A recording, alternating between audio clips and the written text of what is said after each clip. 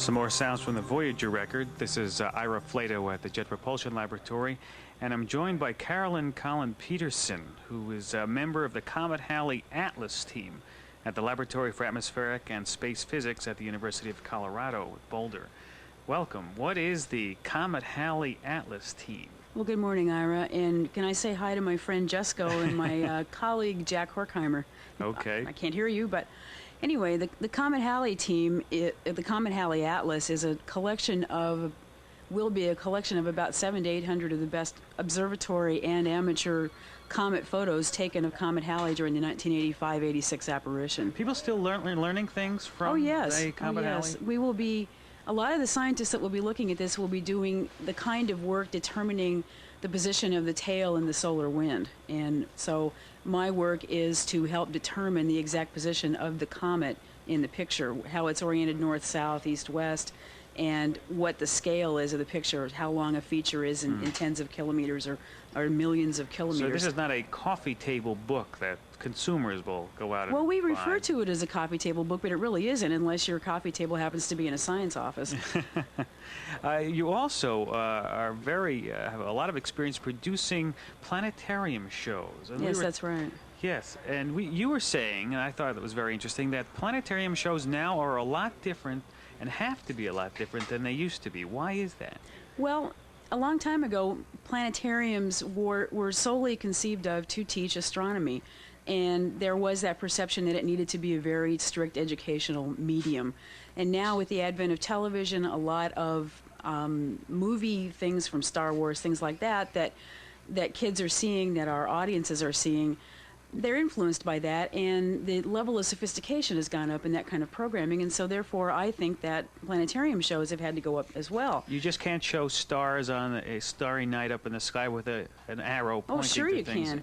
But if you can do that, and those are some of my favorite kinds of shows to give. I'll get 5-year-old kids in the planetarium, do star talks. We play Cosmic Connect the Dots with the constellations. But for teaching something, say, about the Voyager Neptune project, we will produce a program.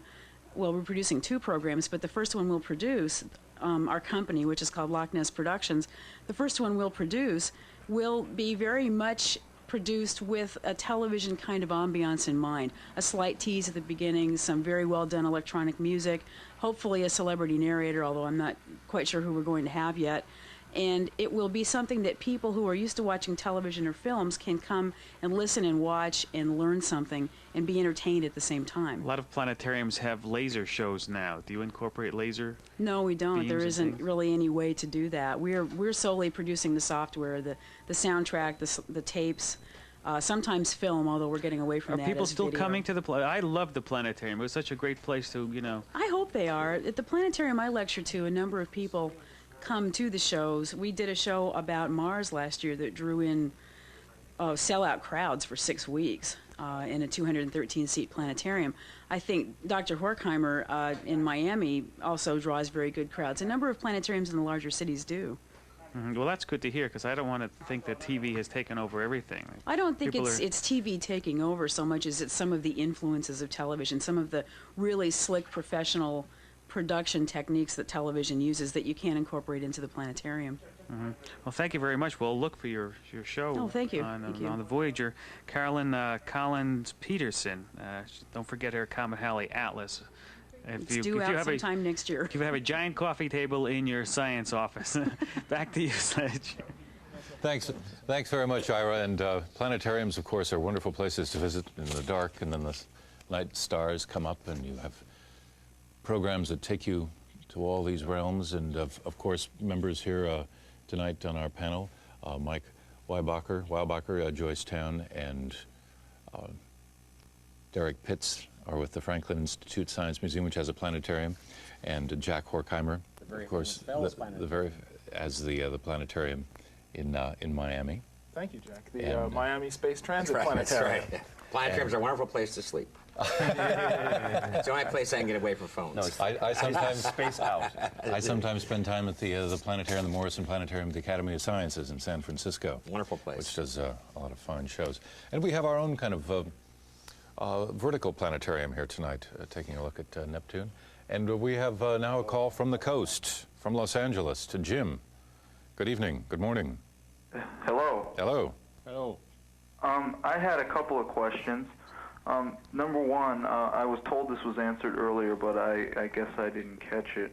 How come the Voyager is not heading towards Pluto instead of flying out of the solar system after it passes Neptune? Can we have a quick recap of the answer, Jesco? In order to be redirected by Neptune in the direction where Pluto is right now, the aiming point would have to be inside Neptune. In other words, the Voyager 2 would have to go through Neptune in order to be turned around enough to get to Pluto. And although it's a gaseous planet, it's not that gaseous. That's right. And with other words, Pluto is not in the right place right now. Okay, thank you. Second part. Second part? Did you have a second question? The caller may be gone. Oh. We're going to Maine, to the other side of the country, to David. Yeah, I've got a two-part question.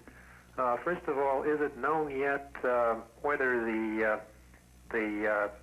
satellites of Neptune are spin orbit coupled to the planet? And the second part is it known whether there are any natural, non-asteroidal satellites that are not spin orbit coupled to their primaries? Anyone here at the table like to take that? Derek? No? As far as I understand, the moons that we've seen so far are all gravitationally coupled to the planet. I have not heard of any other bodies that are not gravitationally coupled to the planet, but I'd certainly like to leave it open for somebody else to comment if they've heard more recent news than I have. Oh. No. No, but Triton definitely is. coupled. Triton definitely is, yes. So it has the same orbital period as rotational period. Yes. Okay. 5.8 days. 5.8 days. Right. So that means that if we could stand on the surface of Neptune, we would always see the same face Right. of Triton, which is Right. exactly the same situation as we have with the Earth and our own moon. Yeah. We always see the same face because of the rotation. What was the second part of the question? Just whether this is a constant feature of the solar system. That is, if all the natural moons are spin orbit coupled, that is, if the same side always faces the primary, the planet, or in other words, if the rotational period and the orbital period are the same, if that's true of all the moons in the solar system. I don't think we know enough to say so right now. No, not enough information. Thank you very much, David in Maine. And do we have another call? We do. This is, we're going to Kentucky here on Open Phone Neptune tonight. Hello, Ted. Daughter, Kansas. Oh, you're in Kansas. Yeah. All right, and you're not Ted, I don't think. Go ahead, please. And you are? Ted Browning. Ted in Kansas, okay. Yeah. I'd like to know, would anybody be sending any probes or anything over to Pluto or in around the Pluto area? And also, has any of the Pioneer and that Voyager 1 satellite ever left our solar system yet? Quickly, Voyager 1, has it left the solar system? We'll take it in reverse order.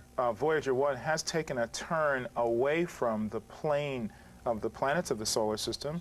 That plane that we call the ecliptic, it has turned southward toward the edge of the solar system. Oh, northward toward. Voyager 1 is northward. Voyager 1 is north, toward out of the solar system. But one of the boundaries that we look for is called the heliopause. It's the interface between the distance that the solar wind reaches, those particles that are blasted out by the sun, and interstellar space. And I don't believe that Voyager 1 has passed that boundary yet. And is there? And the Pioneers have left. In fact, the Pioneer 10 we have just celebrated its departure from the solar system earlier this year. And the other question was whether we are planning a probe to Pluto.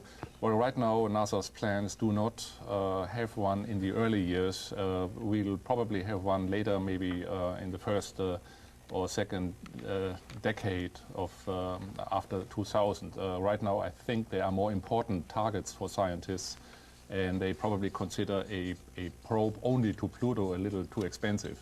Great. So Pluto will be visited in connection with other missions. Thank you, Jesco. Thank you, Derek, for the answer for Ted in Kansas. And we're coming to you live from WHYY in Philadelphia. With pictures from space and voices from Earth, this is Neptune All Night.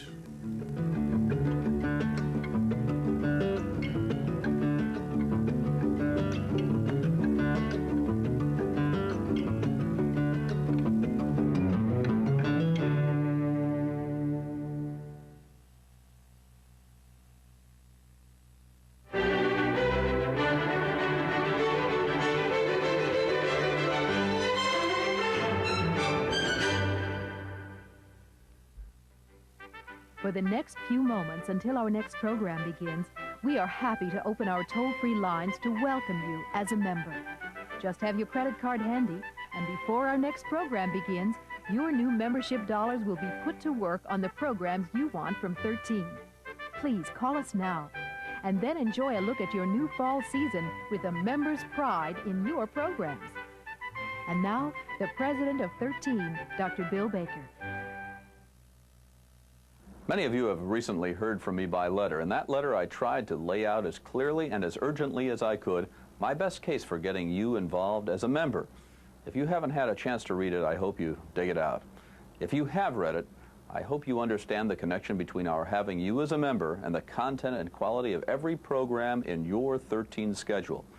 If I made my point, then please respond as generously and as soon as you can. Every hour of television you see here on 13 this fall, every exchange of ideas, every public debate, every moment of delight and discovery, everything that really and truly matters, all depend on you as a 13 member this fall. Please take this moment right now to respond to our recent letter to you. Our fall and winter program schedule depends on you. If you've never joined us as a member before, please understand that every program you see here, even 13 itself, relies on your support. Mail us your check in the morning, or as a convenience to you, call us toll-free. Have your credit card handy and start your 13 membership now.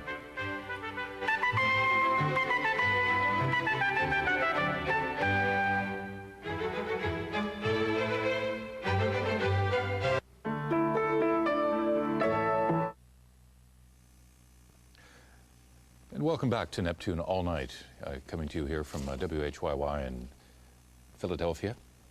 And we're gathered around our table here with our cups of coffee, some decaf, some regular, cups of tea.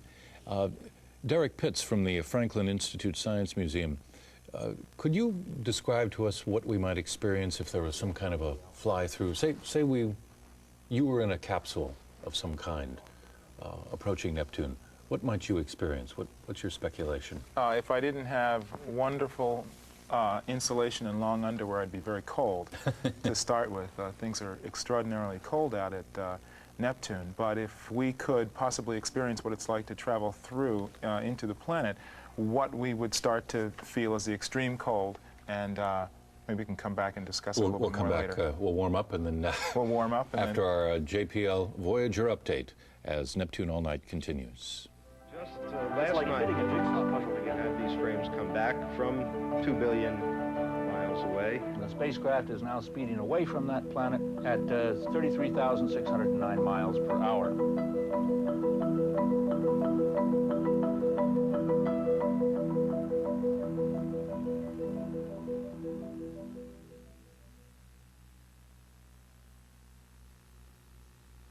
Good morning. Welcome to the 2 o'clock a.m. edition of Voyager Update. I'm Steve Wall. At 2 o'clock a.m. Pacific Daylight Time on Friday, Voyager is 323,000 kilometers, and that's 200,000 miles above the cloud tops of Neptune, speeding away from the planet now, heading toward Triton at 40,000 miles per hour. We've just received information on the occultation that indicates that the entry into occultation occurred right on time at 1:08 Pacific Daylight Time.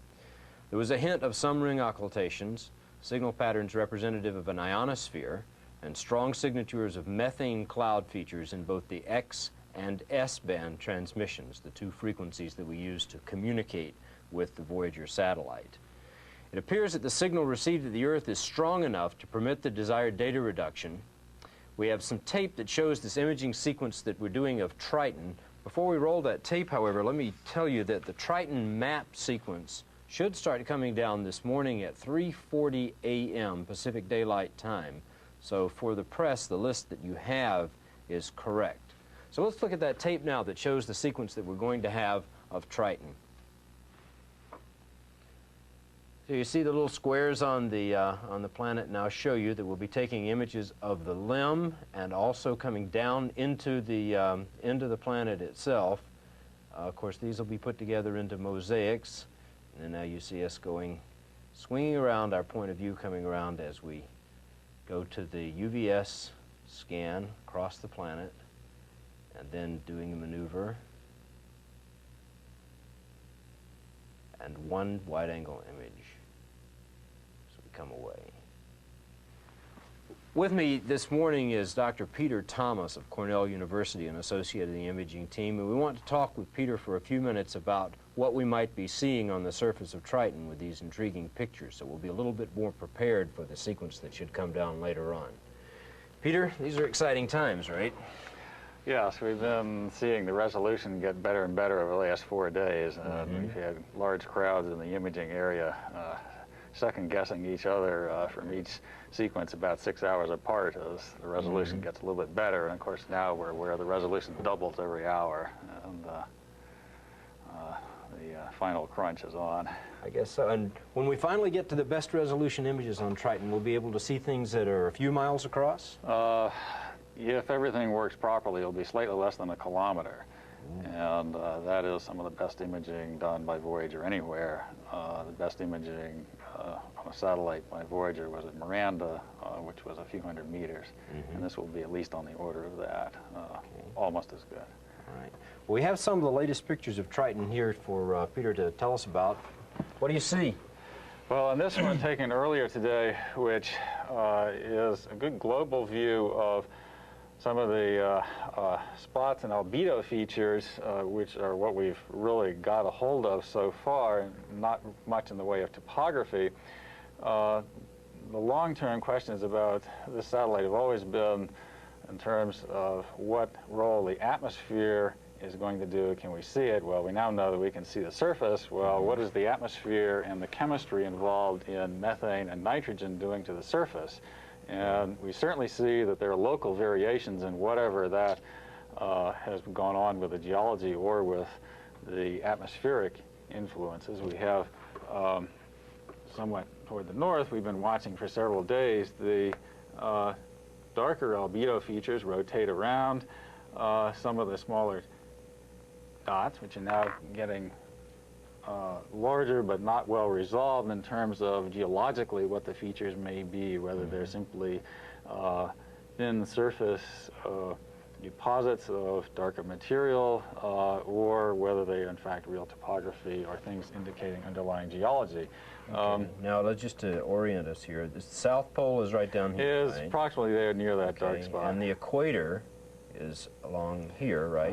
Approximately up in that region, yes. And the farthest north we can see around the edge here is what, 10 or 20 degrees? On this, it's probably nearly 30 degrees, I think. 30 degrees. Okay, so what we're seeing here, this border between the light and dark areas is not the terminator between day and night, but this is actually a difference in the color or the brightness of the surface. In the brightness of the surface. And actually when you go through and look in detail at the brightness, say, in the real dark parts there, or the darker parts in some of these, and some of the brighter areas, some of which outline between the major bright and dark areas, there's nearly a factor of 2 in reflectance difference. And some of the colors of the brighter areas are quite consistent with what might be described as frost deposits, suggesting that, in fact, the atmosphere does have an effect on some of the things we see, but does not cover up the entire planet with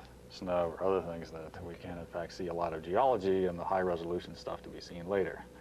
But what I think I heard you say was these markings here are interpreted as differences in the color or the brightness of the surface rather than high points or low points. Yeah, is that right? Yeah, clearly. And also, this image is not processed that well to show topography.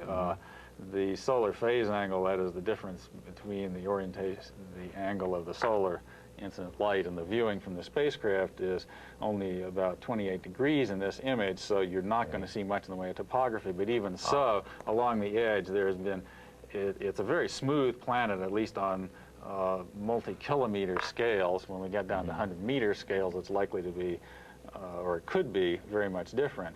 But clearly what we're seeing here is differences in albedo, reflectance, and color. And so far, the color indicates that there is a role for precipitating frost on the surface and possibly seasonally moving it around. Okay, now when you say frost, you're talking about methane frost, right? That's one of the chief constituents likely from the previous spectroscopy to be involved.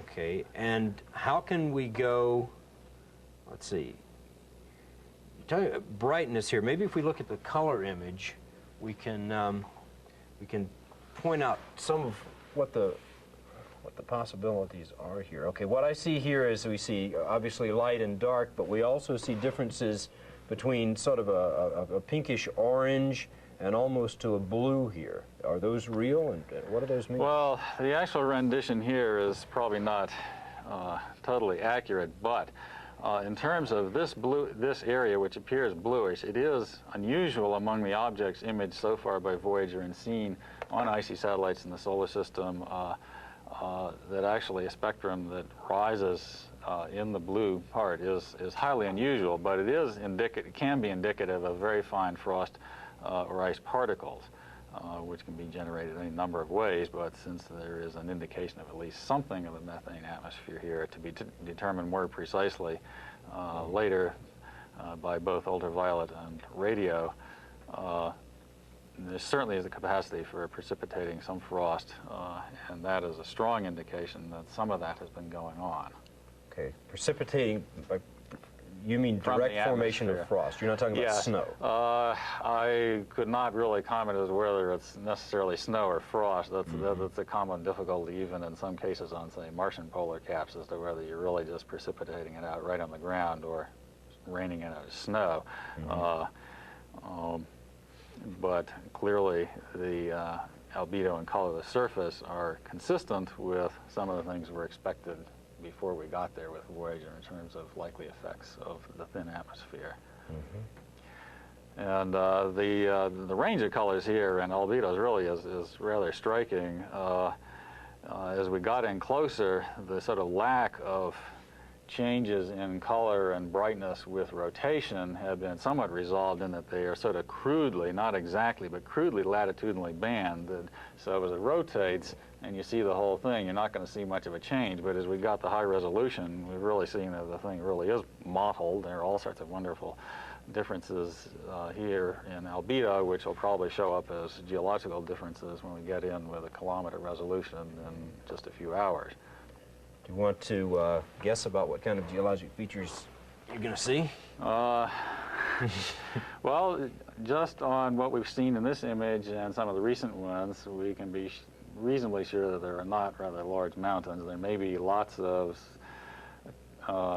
topography sort of below the kilometer scale with a great deal of variety. This modeling certainly suggests that at a variety of scales on the surface you have done by either internal or external processes, cratering or something going on internally, modified the surface, which can make topography. Now, the amount of topography may depend a great deal and may tell us a great deal about what ices are involved in the topography. If it were water ice, it could support a lot of topography, since that would be very strong, practically like steel at these temperatures, whereas methane and nitrogen mixtures probably can't support, many kilometers, but certainly might make hundreds of meters of relief, which in the highest resolution imaging up in one of these darker areas with the low sun, we should be able to see almost any relief that could possibly be there.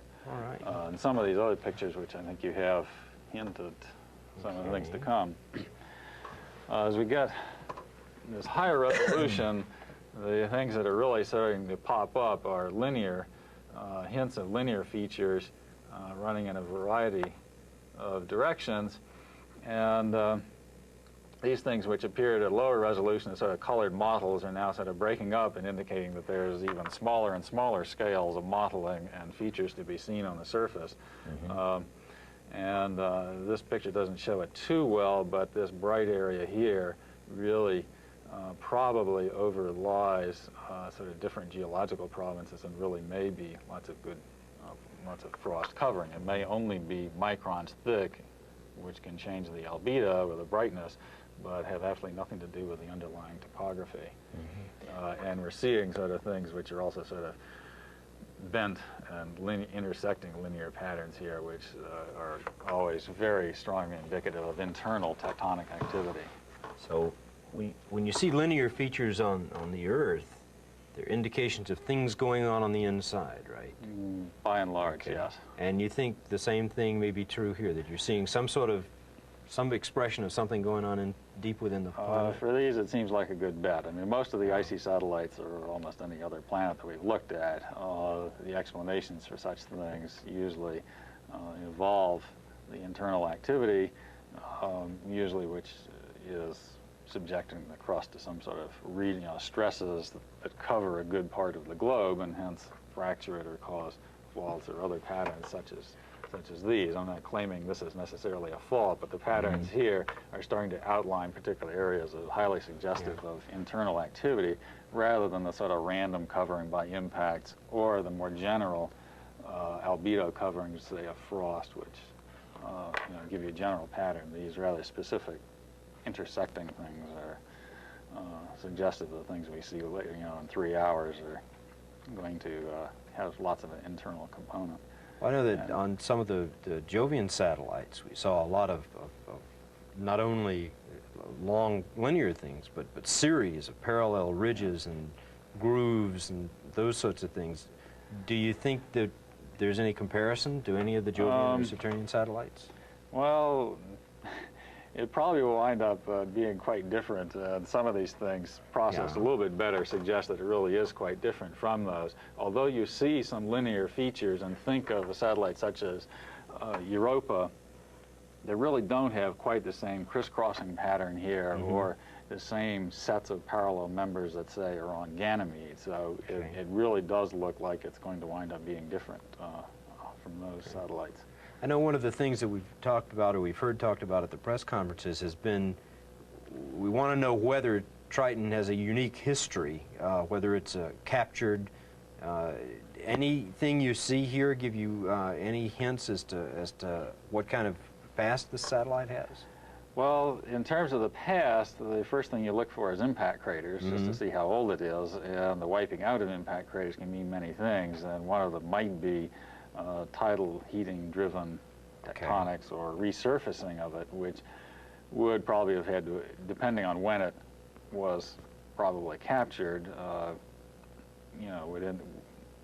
might mark whether, in fact, that capture is subsequent geologic events have had a chance to imprint the surface, or whether any initial sort of melting or heating with capture has been the only thing really to go on in its history. And since we see some markings on here, it may indicate that quite a lot has gone on geologically after its capture. But this heat that you're talking about, the heat that causes the melting, is we're not talking about heat coming from the sun now. We're talking about heat that actually existed within this body for a long time, the heat that's trying to get out. And these surface expressions are the planet trying to get rid of its internal energy, right? In essence, yes, because in trying to get rid of the energy, one of the ways that it does that, which is interesting from the standpoint of seeing it from the surface, is the convection on the inside, either as solids or liquids convecting, and that applies stresses to the surface, which then breaks it and gives you all this record of things which you can look at. And these images that we're getting now suggest there's a lot of that. But we should also remember that it's likely to be imprinted by some other things, since we are dealing with ices, certain sublimation, either frost or even there are surface features of things, say, on the Earth, which involve the sublimation, that is the vaporization of the ices, which can make landforms themselves.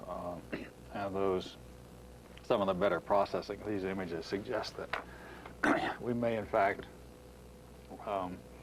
have some of those features on the satellite too. Prior to Voyager's arrival at Triton, there was a lot of discussion about oceans. because of the brightness, is that now out of the question? The surface temperatures almost certainly are too low to support any surface liquids. You would have to go below the surface and either get quite deep and rely upon the thermal gradient from inside, or have other special effects. Okay, I see. So what we're likely to see when we get the highest resolution pictures is a completely solid surface, probably mostly ices. Yeah, mostly ices. And you're guessing no more than a few kilometers of relief? Probably very much less. In these latest images, really, the topography, which you can barely see, which you really can't see in this particular rendition, but when you put up on the screen right, indicates that the smooth terminator here, in fact, really does reflect rather smooth topography, but probably at least tens of meters to hundreds of meters of local relief. Okay, okay. What kinds of words are people kicking around about craters now? The words are there any or are there not? There are a couple of candidate craters that were being discussed, but it's not really clear that we've got real craters or whether it's topography in the ice caused by other processes. So we're not really sure. Well, we look forward to a whole lot more information in the next few hours. Then I suppose between now and 3 o'clock, it's going to be analyze the pictures that we have and look forward to what we get 3:30ish. Yeah, we get a factor of about 3, I think, in the next set of images and the resolution, and then it goes. There's even more. So. So in the next pictures, we'll no longer see Triton as a disk. We'll be seeing individual pieces now of a planet that's too big for us to capture the entire disk, right? Right, and we'll get to see things down to a few hundred meters, and that encompasses all the relief or very tiny parts of these very intriguing sort of wispy-looking markings. Well, thanks very much, Peter, for giving us some insight into what's going on in the science area. We'll try to give you some more information about the occultation when we come back at 3 o'clock. Until then, for Voyager Update, I'm Steve Wall. Silema Kremen, Oiknis Podeste, Kairete. Des voix, des nuages, des mers, par-delà le soleil, par-delà les éthers. Paz e felicidade a todos. 各位好嘛，祝各位 Tu te meus avec agilité. Et comme un bon nageur qui se pâme dans l'ombre, tu sillonnes. สวัสดีค่ะสหายในธรณีพ้นพวกเราในธรณีนี้ हमारे ขอส่ง दोस्त जो कला में बसते हैं उनके लिए दोस्ती और खैर في النجوم يا ليت يجمعنا الزمان हमारी दिली ख्वाहिश है सारी दुनिया में अमन रहे Mae Lagnia. Shalom. Liebe Freunde, als Vorsitzender des dan sampai bertemu lagi di lain waktu. Österreich freue ich mich, Ihnen auf diesem Wege. Hello from the children of planet Earth. With pictures from space and voices from Earth, this is Neptune All Night. Live from WHYY in Philadelphia, and images coming from the Jet Propulsion Laboratory.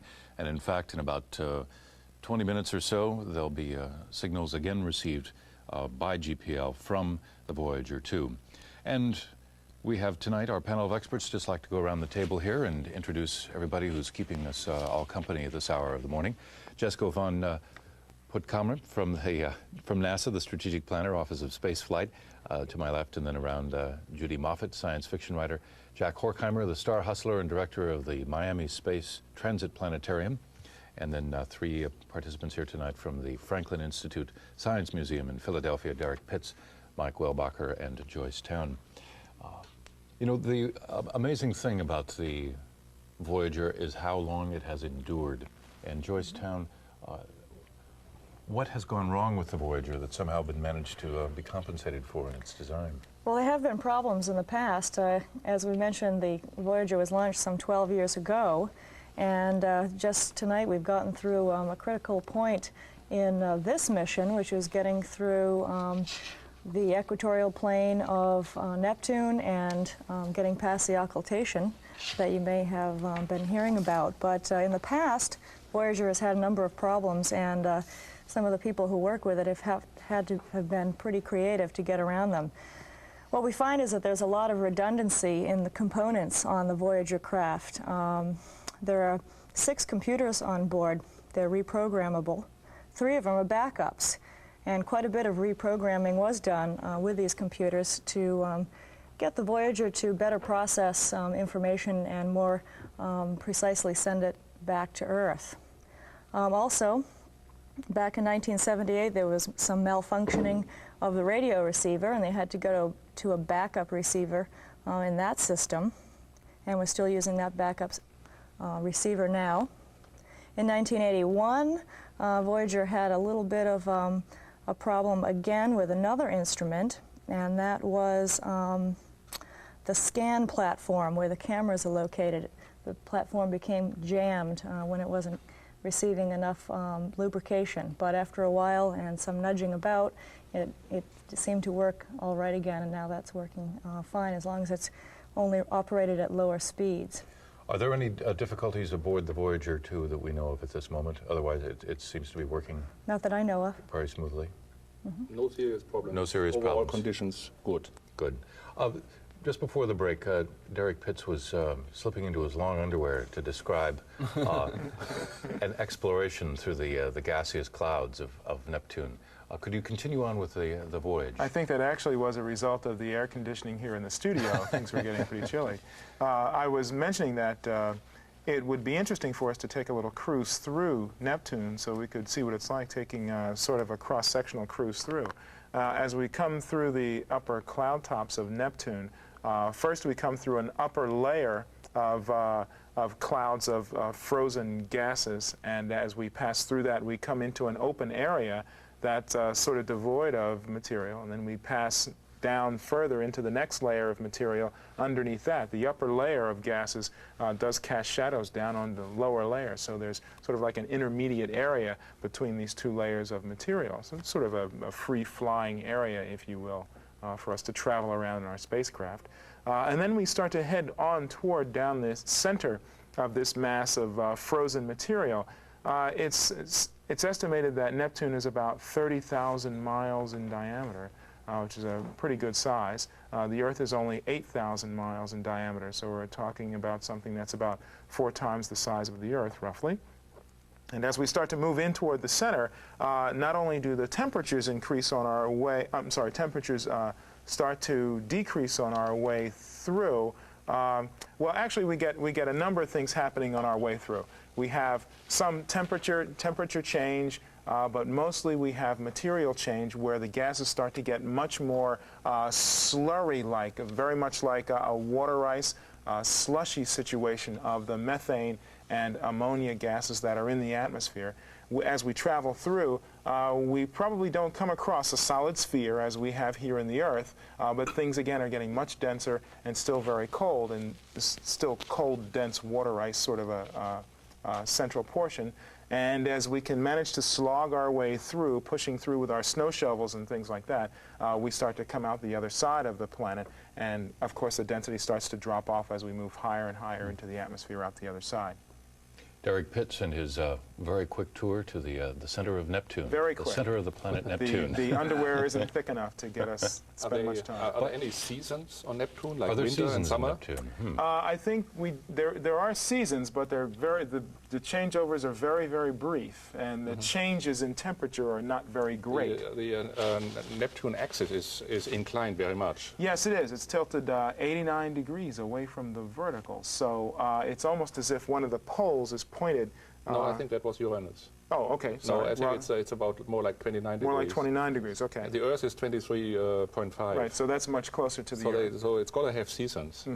Right, but the temperature changes are not as great as what we have. Right. We'll have to leave it there. Thank you, Derek and Jesko. If you're seeing up on the screen recorded earlier, that's referring to the pictures of the planet Neptune. We are in fact live here as this panel is continuing here on Neptune All Night. We understand there are large parties watching large screen televisions in different places in the country. As we're continuing here with Pictures from Space and Voices from Earth, this is Neptune All Night.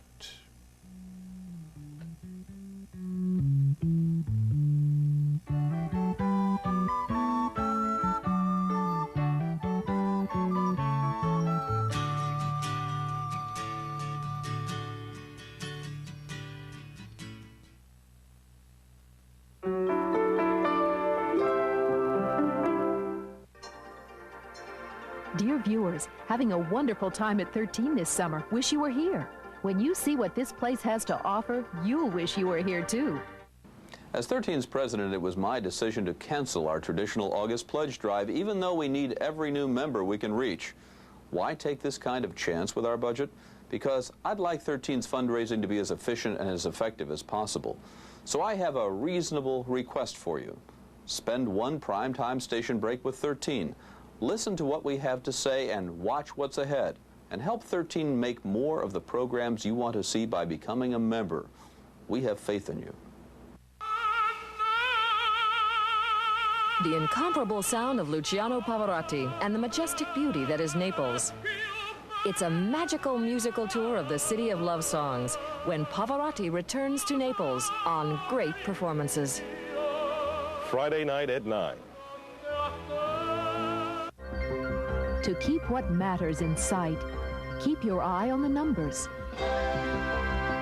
For nature, 4,219.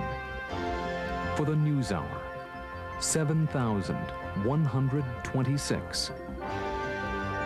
For Nova, 6,317. For Sesame Street, That's how many paid-up memberships it takes for 13 to bring you a season of each of those favorite series. How do we do it? One by one, starting with you. For Wonder, join us now. 3,021.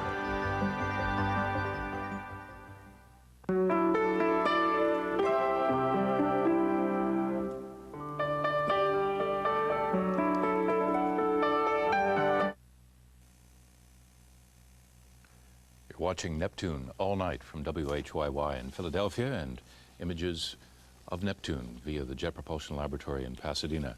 And we'll have an interview with a British scientist, Patrick Moore, also in this hour. We'll also hear some more from our guests and some more from the 800 call, 1-800-FLYOVER. You might be interested to know that the season on Neptune lasts more than 40 years. Here is Jim in New York City. Yes, just a quick question. As a prospective elementary teacher, how do you feel what Voyager has found will change the course of teaching down the road? We have Joyce Town here, the Franklin Institute Science Museum, ready to answer that. Well, I think it will make it a lot easier for us to teach thoroughly the solar system to students. By studying these outer planets, we learn a lot about the formation of the solar system and the evolution of the solar system, and we can speculate also on the future of planets and possibly the future of mankind, and Mike has something to add. Yeah, I think something else that happens with what's going on tonight is that through technology we can participate in the scientific process by actually watching live transmissions from places like Neptune. So even though it's 3 billion miles away, we're all sitting up and watching images come to us from the planet itself. So there are now museums around the country who are getting images like this that they can show live to audiences, and before you know it, kids in classrooms will be watching these kinds of images live in the right there through linking computers, linking satellite dishes, linking up TV sets. We can all participate in science. Quick question, Jesco, are we watching a live picture at this moment? No, that's an earlier picture, and taken from last night. It's one of the new moons. Right now we don't have a picture yet from Voyager 2, so they are replacing this with stored, with recorded pictures. Stored images. We have another call. No call here. We're listening to the comments of our guests here, members of NASA, science fiction writers, and people from the Franklin Institute of Science Museum here in Philadelphia. At the Jet Propulsion Laboratory is Ira Flato, and he has a guest, Richard Berry. Ira? I thank you very much. Yes, I have Richard Berry, who is editor of Astronomy Magazine.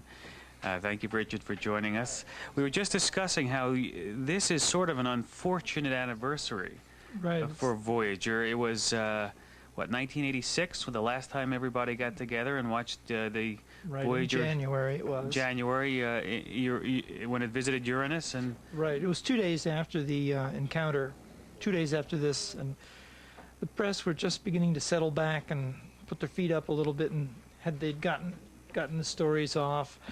And it was the Challenger explosion. Yeah, there was a whole bunch of people sitting around in the newsroom, and we watched the high quality pictures come of the liftoff come over the link, and up it went, and it was just beautiful. I mean, you know, there it was. We all remember what happened. And 72 seconds into the flight, there was a little flash up to the telephoto lens, and then suddenly, boom. And that was the last time that we had all been in. And nobody could believe it. Yeah. I mean, for about 10 seconds, we all just sat there. And this is like 50 people sitting in this room watching. Bump, bump, bump. And then we kind of, oh my. That was it. And people just kind of dove across tables and grabbed at telephones, and they just went crazy. And everybody just left it. And a lot, well, there wasn't anything we could do. Yeah. Quite a few people had been covering Voyager, because that was the important story, and were on planes an hour or two later on their way down to Florida. And a lot of these people, a lot of the science press, had met or knew astronauts on these things. So, you know, in some cases they lost friends. Now this time, we both noticed that there's a tremendous amount of press interest, but that the press interest this time has been snowballing. It's as if that people discovered a couple of weeks, 3-4 weeks ago, that something interesting was going to be happening in the vicinity of Neptune on Thursday night and Friday morning. Well, they've got to notice that this is the 4th great flyby, and each one has been better than the one before it. And, you know, the other media have got to notice Time's best cover was the Saturn flyby, and the pictures are phenomenal. And art directors got all turned on by these pictures. Did it do much for Astronomy Magazine and for other magazines? These sort of photos? Oh yeah, circulation. Yeah, because I'm not sure whether they pump circulation, but they sure created a ton of interest. We provide many pages of coverage. We're going to be running 30 pages of coverage. We'll run every good picture that comes out of this mission. Every good picture? That could be thousands. We're not going to. Well, I mean, every good picture that gets released. What's your lead time? Do you have to have 6 months? We're working on a November issue right now, and that's real tight. We'll be splitting coverage between a November story and a December story. How do you cover something like this? As a journalist, there is so much happening, and there's so much going on behind the scenes. How do you decide how you're going to cover it? It's difficult. For our November story, really the science results won't be out. I have to have the story in Monday morning. So what we're going to talk about is what was seen. Just what was seen. We'll describe it. Very simple terms. In December, we'll start to get into what they found, what they think caused these things, how these magnificent worlds were created. To the extent that's known a month from now. And really, things like this take 5-10 years before they're understood. Do you think because your magazine comes out later, and magazines in general come out later, that you get some more information because you can hang around a little bit longer and schmooze with the scientists and find out little tidbits that daily newspapers and TV can't get? That's right. Also, with TV, the picture's on the screen and it's gone again, and you can't look at it. And what we give you is something you can look at and study and do you ever discover something they haven't seen when you look at your editors or you or any of your reporters look at a picture, say, hey, there's something there that they might have missed? We see things that they haven't commented on. I'm not sure whether they missed it or not. During some of the flybys, I've sent little messages saying, did you guys notice such and such in frame such and such? Especially at Jupiter, when pictures came down every 48 seconds. Yeah, they were just rapid fire. They're just so fast that the scientists they had a rapid transmission rate, and it was That's right. by. It was just incredible then. Every 48 seconds, a picture would come in, and you'd get a 50 frames, boom, boom, boom, one right after another. And so you could see, they didn't have time to look at the whole thing, or That's all right. of them That's right. when they came through, and you could watch them yourself. That's right. And you could pick out things that they missed. Yeah, or you could see things that, you know, you didn't, maybe they saw it, maybe they didn't, but I would send little messages along, hey, you know, did you see that? There's this really weird looking thing. One of the things that on Ganymede was this very irregular, weird basin, impact basin that didn't look like any of the other stuff. That turned out to be Gilgamesh. Apparently one of the younger basins on the planet. It just looked different. Very interesting. Well, we'll see what you can come up with in the next few months. And thank you very much, Richard Berry, editor of Astronomy Magazine, for stopping by. Well, thanks, Ira. Back to you in Philadelphia. Good morning, Discovery! Good morning, Discovery. Rise and shine, boys. Time to start doing that shuttle shuffle. You know what I mean? Hey, here's a little song coming from the billions of us to the 5 of you. Rick, start 'em off, baby. The Hawkster to you.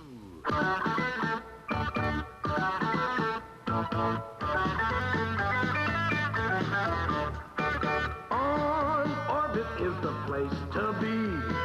Free-wheeling on Discovery. Earth rolling by so far below. Just give her the gas and look at this baby go. H-A-R.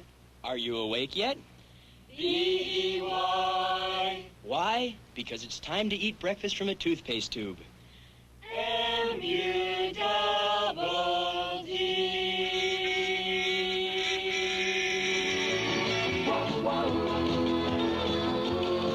Now we're racking up the miles with a whole lot of power. We're going 17,500 an hour. Well, we can take her up high and we can bring her down low. The only thing we can't do is order pizza to go. We orbit round, round, orbit round, we orbit round, orbit round, round, orbit round, we orbit round,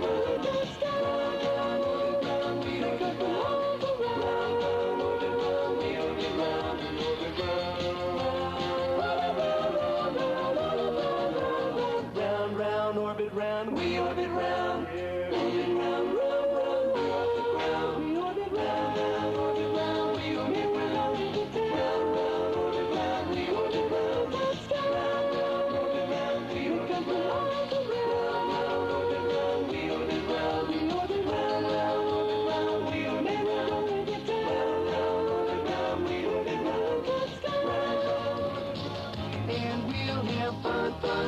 Till we gotta put the shuttle away. Fun, fun, till we gotta put the shuttle away. We're moving so fast, but then we're hardly using any gas now. So fast now, we're moving so fast. And the odometer's spinning like a top, but it ain't gonna last. It's gonna last now, it ain't gonna last. Yeah, we can make it round the planet and back in just an hour and a half now. And we'll have fun, fun, fun, till we gotta put the shuttle away. Fun, fun, till we gotta put the shuttle away.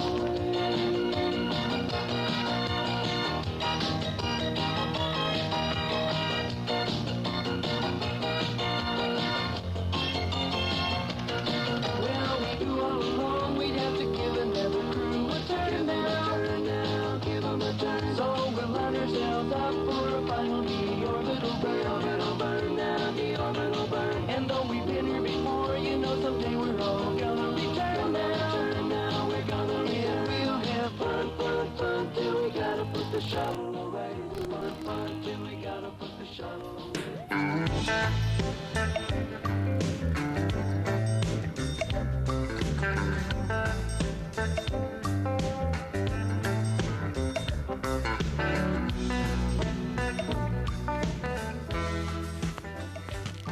Neptune All Night continues now with an interview with a British astronomer. Here again is Ira Flato.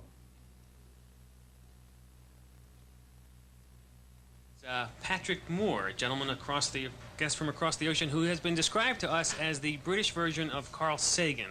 But you say that's not true. I think an insult to Carl Sagan, I think. Carl is a very distinguished and a very skillful astronomer, and I rank myself merely as an amateur. I'm simply an old-fashioned moon mapper. Now tell us about that. You have an impressive list of credentials, of accomplishments. Tell us about some of the things you've been doing. Moon mapper. What do you mean a moon mapper? Well, as you know, before the space age began, the moon particularly was very much the province of amateur astronomers. Professional astronomers weren't very interested in the moon in those days, not on the surface anyway. And people like myself were mapping it and drawing it and photographing it and producing maps that I think were found useful later on. What years are we talking about? I'm talking, in my case, anything from the 1930s right the way through to the late 1950s and mid-1960s. Did you almost beat Clyde Tombaugh out in discovering Pluto? No, Clyde Tombaugh discovered Pluto in 1930, and I first remember hearing of that discovery when I was a boy of 7 at my prep school. Little did I think that 50 years later, Clyde Tombaugh, who discovered Pluto, would do me the great honor of inviting me to join him in writing the book about Pluto, which we did in 1980. And in 1980, we had the Pluto Conference at Las Cruces, New Mexico, 50 years after the discovery. And Clyde was there, and I'm hoping that Clyde Tombaugh will be here very shortly. We hope he'd be here, too. Now, you also wrote a book about Neptune. Is that correct? I did indeed. That took a long time. The reason being that no one had ever pulled together all the information about Neptune. So what I decided to do, and this was going back several years now, was to go through all the published material and correlate and index all the papers and put a commentary to them.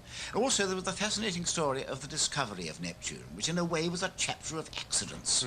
There were 2 people concerned, one English, one French, and I went to the descendants of the discoverers and unearthed a good deal of unpublished material, some, not all of which I could publish. And why is it? Now, many of the great science programs in the United States and on public television come from the British. Why do the British have such a wonderful interest in science? We've been at it for a very long time, don't forget. And I think we have the knack of starting things. We don't always follow them through the way that we should, and I admit that quite openly. But let's say, really, I think because we've been doing it for a long, long time. And you continue to do it very, very well. You're involved in a TV show that you're covering the mission for, right? Well, I've been doing a program called The Sky at Night on BBC television, and I began doing this in 1957. And the BBC thought it might be rather a good idea to do a monthly program about astronomy, which hadn't been done before. So they said, we'll create a program called The Sky at Night and put it on the air once every 4 weeks for 3 months and see how it goes. That was 32 years ago, and we're still going. So we're still testing it out, then. So you basically show people what to look for, amateur astronomers, what to look for that month? No, it goes further than that. Some of the programs we do that way, and others we have guest experts. And many of the guest experts we've had, you will certainly know. For example, Harlow Shapley, the man who first measured the size of our star system or galaxy, was there on the Sky at Night with me, explaining how he did it. Bart Bloch, another very great astronomer who's over here. But I think, really, most of the world's great astronomers have been on the program with me. And some of the rocket men, too. Werner von Braun has been on with me, for example.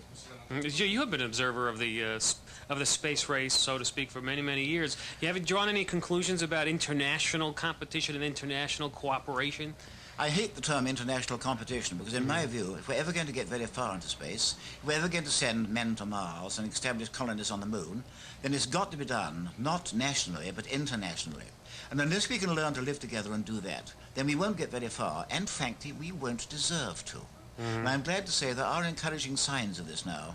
And really, I think it begins down in Antarctica, where there are various national stations, and they collaborate to quite a large extent. And I'm very much hoping this will spread. And when we do get bases upon the moon, they've got to be international ones. Mind you, they may first be national. They may be American, they may be Russian, they may be Icelandic, for all I know. But they're going to be manned by scientists, and scientists do like to collaborate. And on the moon, the politicians won't be able to stop them because they won't be able to get there. Well, I have been to Antarctica, so I have seen the collaboration that goes on in Antarctica, and it's very, very nice. It's the only place in the Earth where you can have anybody just walk in at any time and see anything that they want to see. But I will say one thing, that the International Astronomical Union, to which I have the honor to belong to myself, really is about the only organization I know that is genuinely international. And there are, from every race, color, creed, everything else, they're all there, and there are no bars at all. If I'm not mistaken, the first British astronaut will be going on an international flight. Is that not correct? Probably, I think now. It looks very much as if it's going to be on a Soviet one. A Soviet one. Seems like to me, that was a shock to hear that a British astronaut would be going on a Soviet mission instead of an American mission. How is that played in England? Well, of course, I think we all here terribly sad about the Challenger tragedy. I mean, quite apart from a human tragedy, and goodness knows that was very much the worst aspect of it. Please don't get me wrong. The human tragedy was by far the worst aspect. But quite apart from that, it did hold things up dreadfully. No question about that. Otherwise, I think that things would have evolved differently. I'm sorry. I was just going to say that I have found the American government very reluctant to participate in joint Soviet missions. I remember interviewing one of the astronauts before the first shuttle launch following the disaster. His name escapes me, who commander was, and he was very fluent in Russian. He had spent many years, you know who I'm talking about. He spent a long time in the Soviet Union, and I asked him at a news conference, considering glasnost, don't you think this is a good time to possibly talk about a joint mission with the Soviets? How about Mars, something like that? And I expected him to say yes, but he said absolutely not. I think it's a very bad idea. I was shocked. Well, as an amateur astronomer, I think it would be a very good idea indeed, and the more international collaboration we have in all branches of science, the better. We've got to have it eventually, you know. And I just wonder, looking round our galaxy, there must be many worlds like the Earth, with inhabited, with intelligent beings upon them. And I just wonder whether other civilizations also have got to our stage of having the scientific know-how of how to destroy themselves and not having the civilization not to do it. And we are in that stage now.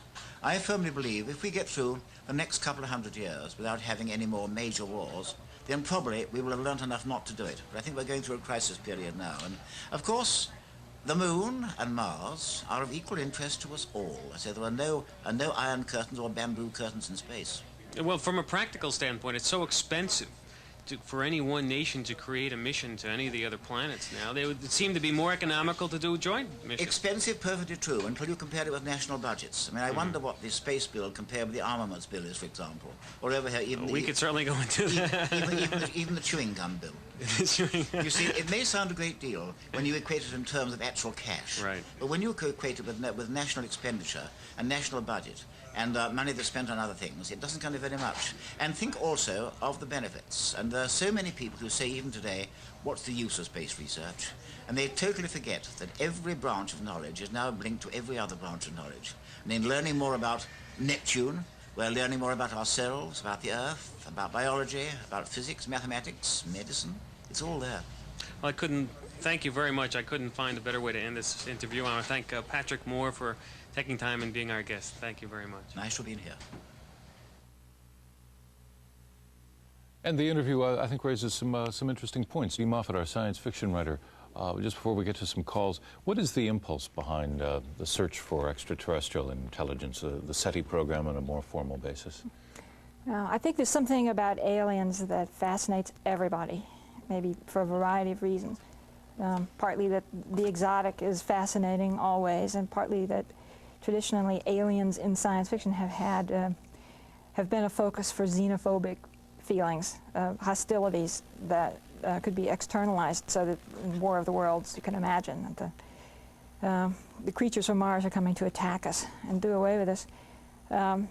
And they're represented as aliens so different from us that we don't have to have any compunction at all about destroying or attacking them. But chiefly, I think, there's tremendous mythic power behind the idea of friendship, connection between beings that are vastly different from us, but also, in some sense, like us. And it's a great, it's probably sentimental, it's certainly romantic, but a great impulse, a wish to communicate with them if they're out there.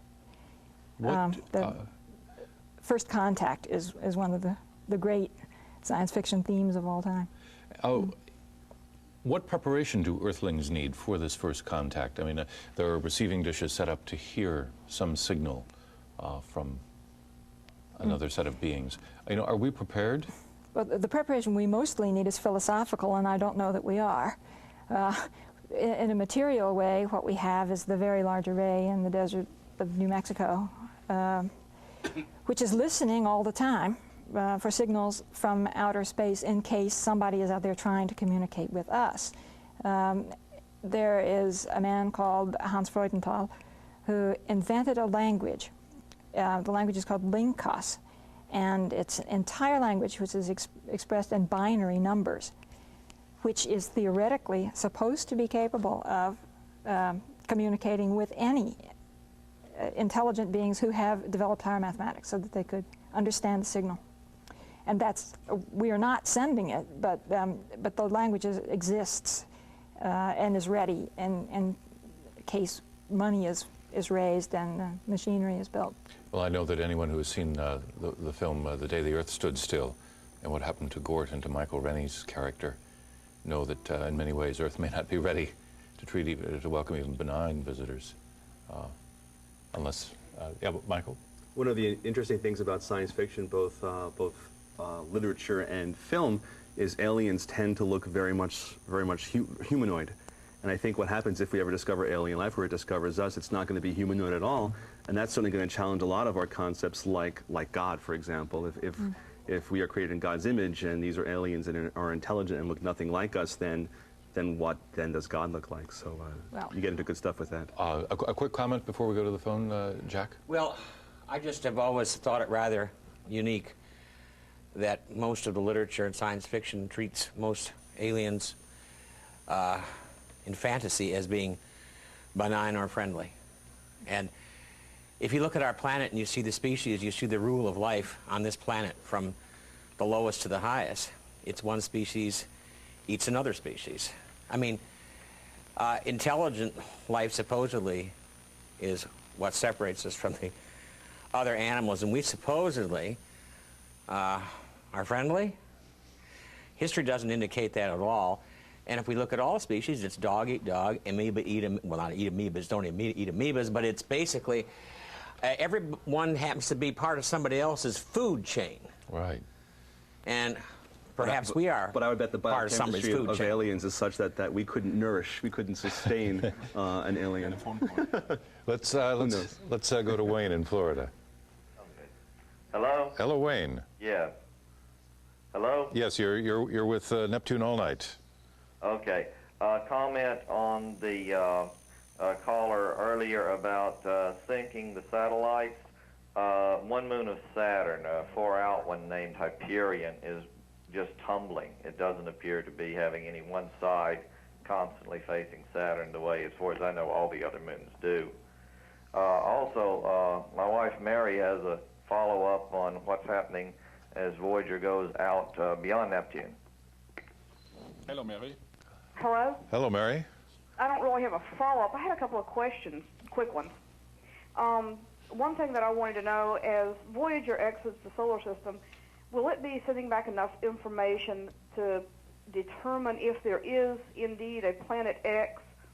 And also, I wanted to know if there was any correlation between the dark areas that have been found both on Triton and Iapetus. And Wayne had a question about Kraft and Cassini, whether or not they had been funded. Thank you. I'll hang up. Thank you, Mary. A lot of questions there from. Well, Kraft and Cassini are right now in the stage of being discussed for funding. I think the last word hasn't been said yet, but they both stand a very good chance of getting approved. As far as Planet X is concerned, the hypothetical 10th planet, I think we should preamble that by saying that the data which originally indicated that there may be a Planet X date back to before 1910. And all the astronomical measurements after 1910 do not show those planetary disturbances which could hint at the existence of a Planet X. So right now, today, most scientists are not really believing that there is such a thing as a Planet X because they don't see any disturbance effects in the outer planets. However, both the Pioneer probes and the Voyagers, of course, are being watched. They are being observed for those effects. If there is such a thing as a Planet X, it's got to be so far out or in such a highly elliptical orbit that it doesn't disturb the outer planets. And that's the only possibility of its existence, which means that Pioneer and Voyager still has to travel quite a distance in order to notice any effect. Mike? Planet X has, it should be pointed out, has been indicted in the conspiracy to kill dinosaurs 65 million years ago. How so?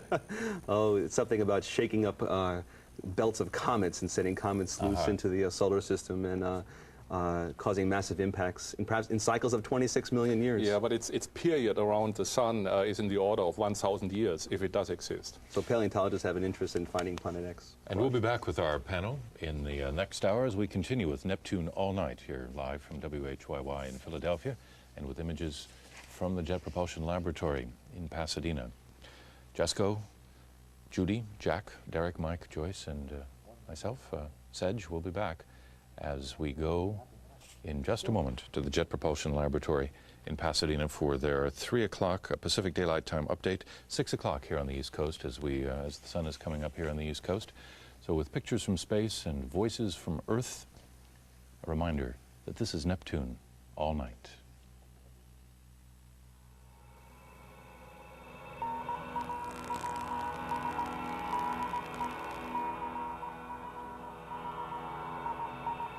Viewers like you. For the next few moments until our next program begins, we are happy to open our toll-free lines to welcome you as a member. Just have your credit card handy, and before our next program begins, your new membership dollars will be put to work on the programs you want from 13. Please call us now, and then enjoy a look at your new fall season with a member's pride in your programs.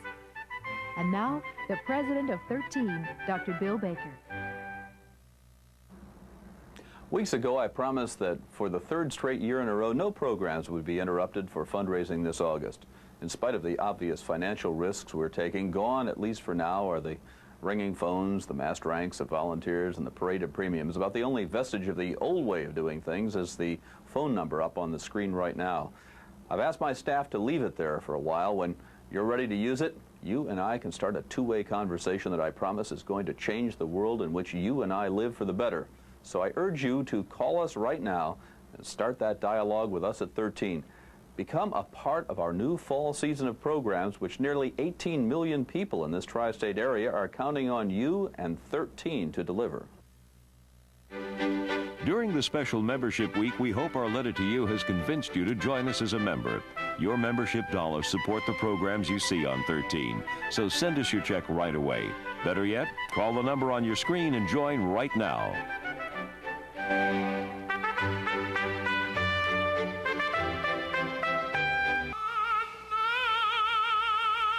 The incomparable sound of Luciano Pavarotti and the majestic beauty that is Naples. It's a magical musical tour of the city of love songs when Pavarotti returns to Naples on great performances. Friday night at 9.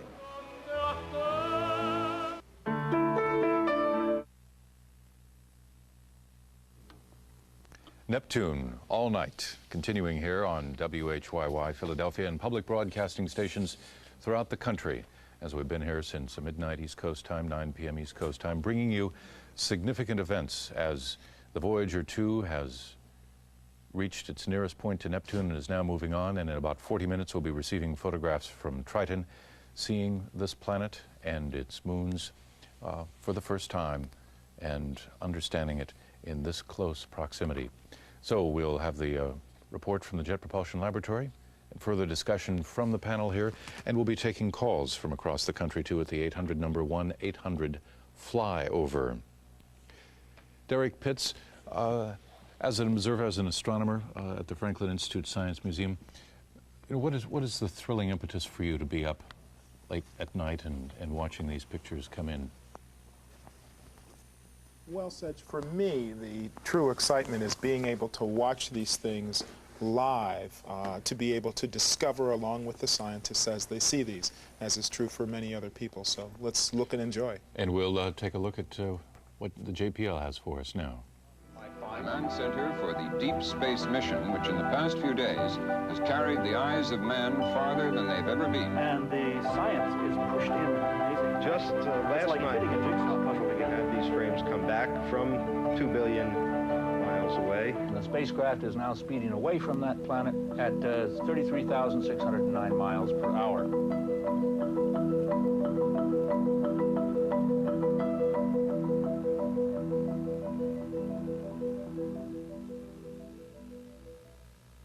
Good morning, and welcome to the 3 o'clock a.m. edition of Voyager Update. I'm Steve Wall, and at 3 o'clock a.m. Pacific Daylight Time today, Voyager is 364,000 kilometers, or 238,000 miles, above the cloud tops of Neptune. We're now going away from the planet at a velocity of 39,631 miles per hour. The telemetry stream from Voyager has been reestablished, and everything seems to be well with the spacecraft. As you may remember, we were in an occultation period where Voyager was on the other side of Neptune from the direction to Earth, and we had gone to what they call carrier only, which is only a pure signal coming from Voyager, so that we can watch that signal degrade as we go behind the planet, and then watch it come back as we come out from behind the planet. And the reason for doing this is that the way that it degrades as the planet gets in the way tells us something about the atmosphere. We can watch the radio signals as they go through the atmosphere, and we can tell by the way in which we lose that signal, or the way in which the signal goes down, what the constituents of the atmosphere are, and something about the deeper areas within the atmosphere. With us now to discuss some of the images of Triton is Hal Mazursky, who's with the Voyager imaging team. Hal, this is a strange-looking planet, isn't it? Yes.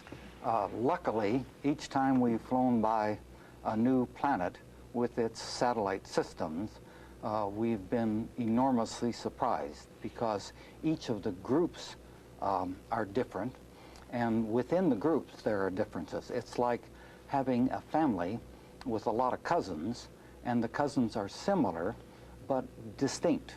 And then you go to another family group, and they are again similar but different. The whole group is different from the previous one. So it's been a very exciting voyage. It certainly has. Before we talk about Triton, do you want to say some things about these images of the satellite 1989 N1, and maybe compare those a little bit? Yes, it's been apparent from the Jupiter system, the Saturn system, the Uranus system, that the differences in between the satellites are sometimes very systematic and sometimes quite erratic. And we learn a great deal by comparing the near neighbors and to see how different the geologic processes that form the crust are from each other.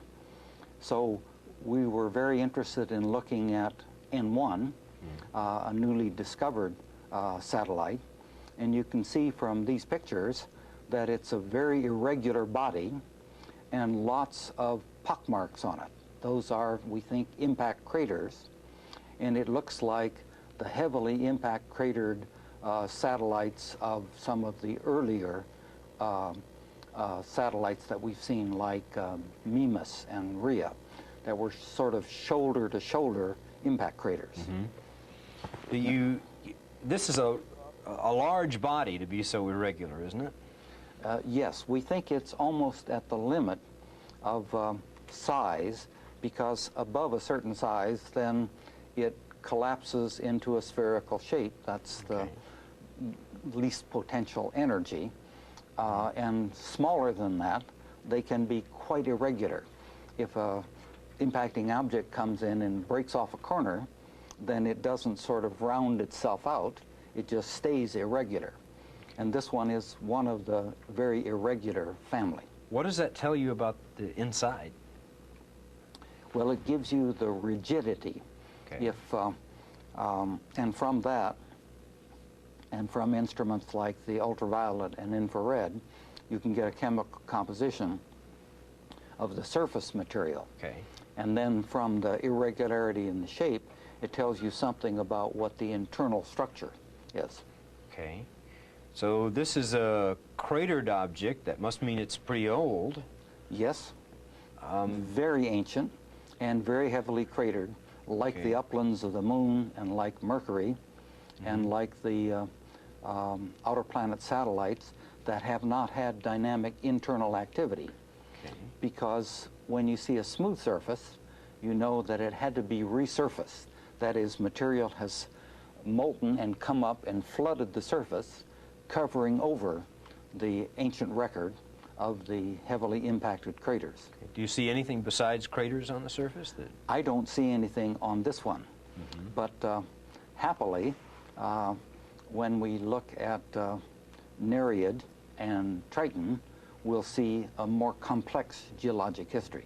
Well, now, we haven't heard much about Nereid. Can you tell us something about what people are thinking in terms of what it might be made of or what the surface features might be like? Well, it's a fascinating object because it is quite different from region to region. Okay. There's what looks like a fairly bright upland, and it has great cracks in it, and what look like lots of impact craters. Okay. The cracks we think are breaks in the crust, like Valles Marineris, the great canyon on Mars. And there's a very long canyon that goes almost halfway around Nereid. So there's a record of internal dynamic activity. Mm-hmm. And what about Triton? What can we say about Triton now? Well, this picture of Triton is like a full moon picture of the Earth satellite. Mm-hmm. That is, the sun is very high, so what we're seeing are differences in reflectivity. And on the moon, that does a beautiful job of showing you young impact craters, which have bright rays, and dark halo craters, which we think are volcanic material. Now here we have bright areas and dark areas, but I wouldn't want to guess right now what those bright and dark areas are, because we'll very soon be seeing much higher resolution pictures, and then I would have egg in my face if I made the wrong guess. Well, I see some things that look to me like lines. Are these just my eye connecting things like they did with the canals on Mars, or are these linear features? No, I think those are linear features, and there are two kinds of such linear features. Those where the crust is offset, okay, and there's a scarp, and those in which the center drops down and leaves cliffs on both sides. So in one case, it's called a graben, a German word for trench. In the other case, it's a scarp. And these must be signs of something going on the inside of the planet. Exactly. It says that this has dynamic internal activity, and on the Earth, there is radiogenic material that produces heat, and that's what drives the heat engine that causes seafloor spreading and plate tectonic activity on the Earth. In some of the satellites that we've seen earlier, there are ancient uplands, and then there are lowlands that are covered by the younger volcanic material. Mm-hmm. Now, on these icy satellites, it's probably not about like basaltic lava flows that cover the Columbia Plateau mm-hmm. in the Pacific Northwest or cover the ocean floors, but it's probably molten water that comes up and flows out and covers over the craters. So those smooth areas have the crater record wiped out, and that says they're very young. Are you saying that there might be some molten substance on the surface? It's not necessarily molten now, but it came out and flowed, and in many of the bodies we can actually see the margins of the flow front. Okay. And the shape of those margins tell you something about the chemical composition of the lava flow. Okay. Let's say in New England, the wind would blow the ice, and if you try to skate on a frozen pond, you'd have a very tough time. Mm-hmm. And what they do is punch holes and get people who had lots of guts to go stand on it, to depress the surface, and the water would flood out and make a nice smooth skating rink. Making these little mini geysers coming through the holes. And we'd only lose a few people now and again. Mm-hmm. But it was a worthwhile sacrifice, because then the other people could skate very nicely on the smooth surface.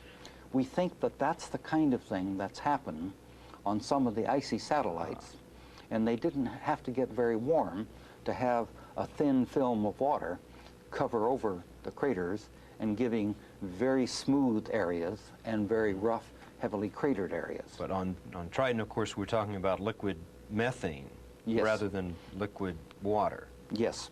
And constantly resurfacing.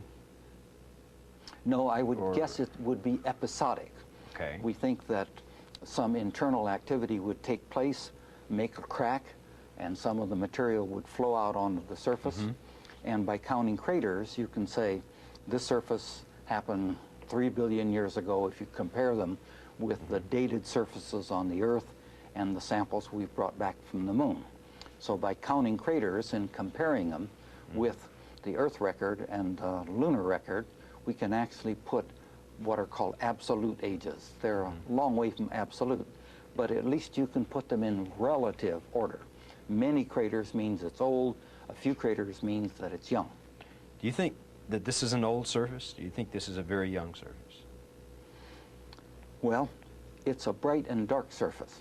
And when we see the higher resolution pictures very shortly, we'll be able to see whether there are many or few impact craters, and then I'll make a guess about how old it is.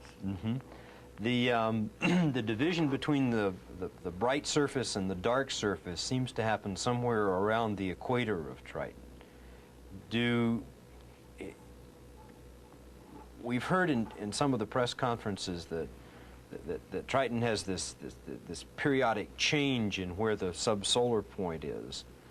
Do you think that at a previous time this bright and dark structure might have been reversed? Does this track with the movement of the subsolar point? I don't think we've seen enough of the area. When we get the pictures and put them together into maps, then we'll be able to see whether they're a systematic distribution. Okay. On Mars, about half the planet is bright uplands that are heavily cratered and heavily fractured, and about half is lowlands that are smoother and younger.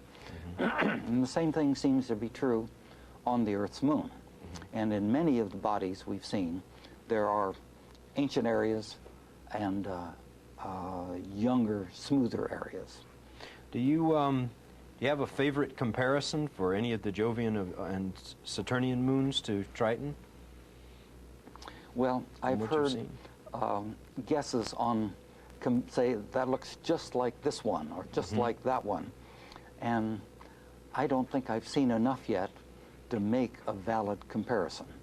After we see the high-resolution pictures that will be coming down shortly, then we'll be able to make a better guess. Okay. Great. So I guess we're looking forward to it about 20 minutes until 4, and we'll start getting some of these high-resolution images, and I guess then you'll be madly Scotch taping them together in order to find out how widespread or... Yes, we do it two ways.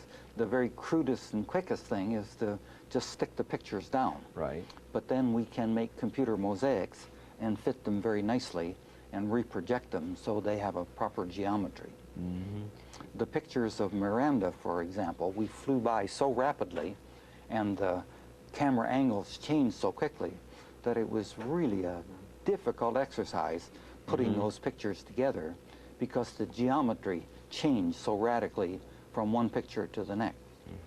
When these new pictures come in, will it be a case of take all the old and put it on the shelf for a while? And no, are people going to be making comparisons? What you do is you make a mosaic of the low resolution ones and then fit the high resolution pictures onto that mosaic.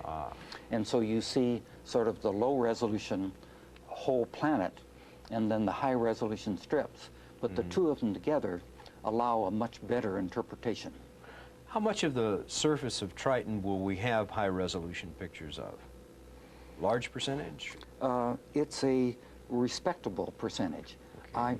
I don't recall the number, but I think it's on the order of 15–20%. Okay, so there will be a lot of generalizing to do from this relatively small area that you'll be able to see at the highest resolution. Well, what we've found out from pictures of different resolutions that we have of other planetary bodies, that if you see the high-res pictures and understand what's going on there, then the much lower resolution pictures you can interpret because you've seen the high-resolution ones. There are people that forget that, and they say, well, of course, this is, it was obvious. It wasn't obvious till we got the high-resolution pictures and then knew what we were looking at. Well, Voyager seems to have a history of surprising everybody, so maybe in the next hour or a couple of hours we'll be as surprised as we were when we saw Io or when we saw Miranda. Io was a real eye-opener because the idea earlier was that big planetary bodies cooled more slowly and had a dynamic history. Okay. And small ones cooled quickly and not much had happened.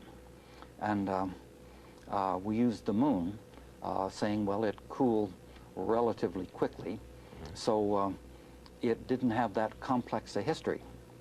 But then we saw Io, and here was moon size, but it turned out to be incredibly active.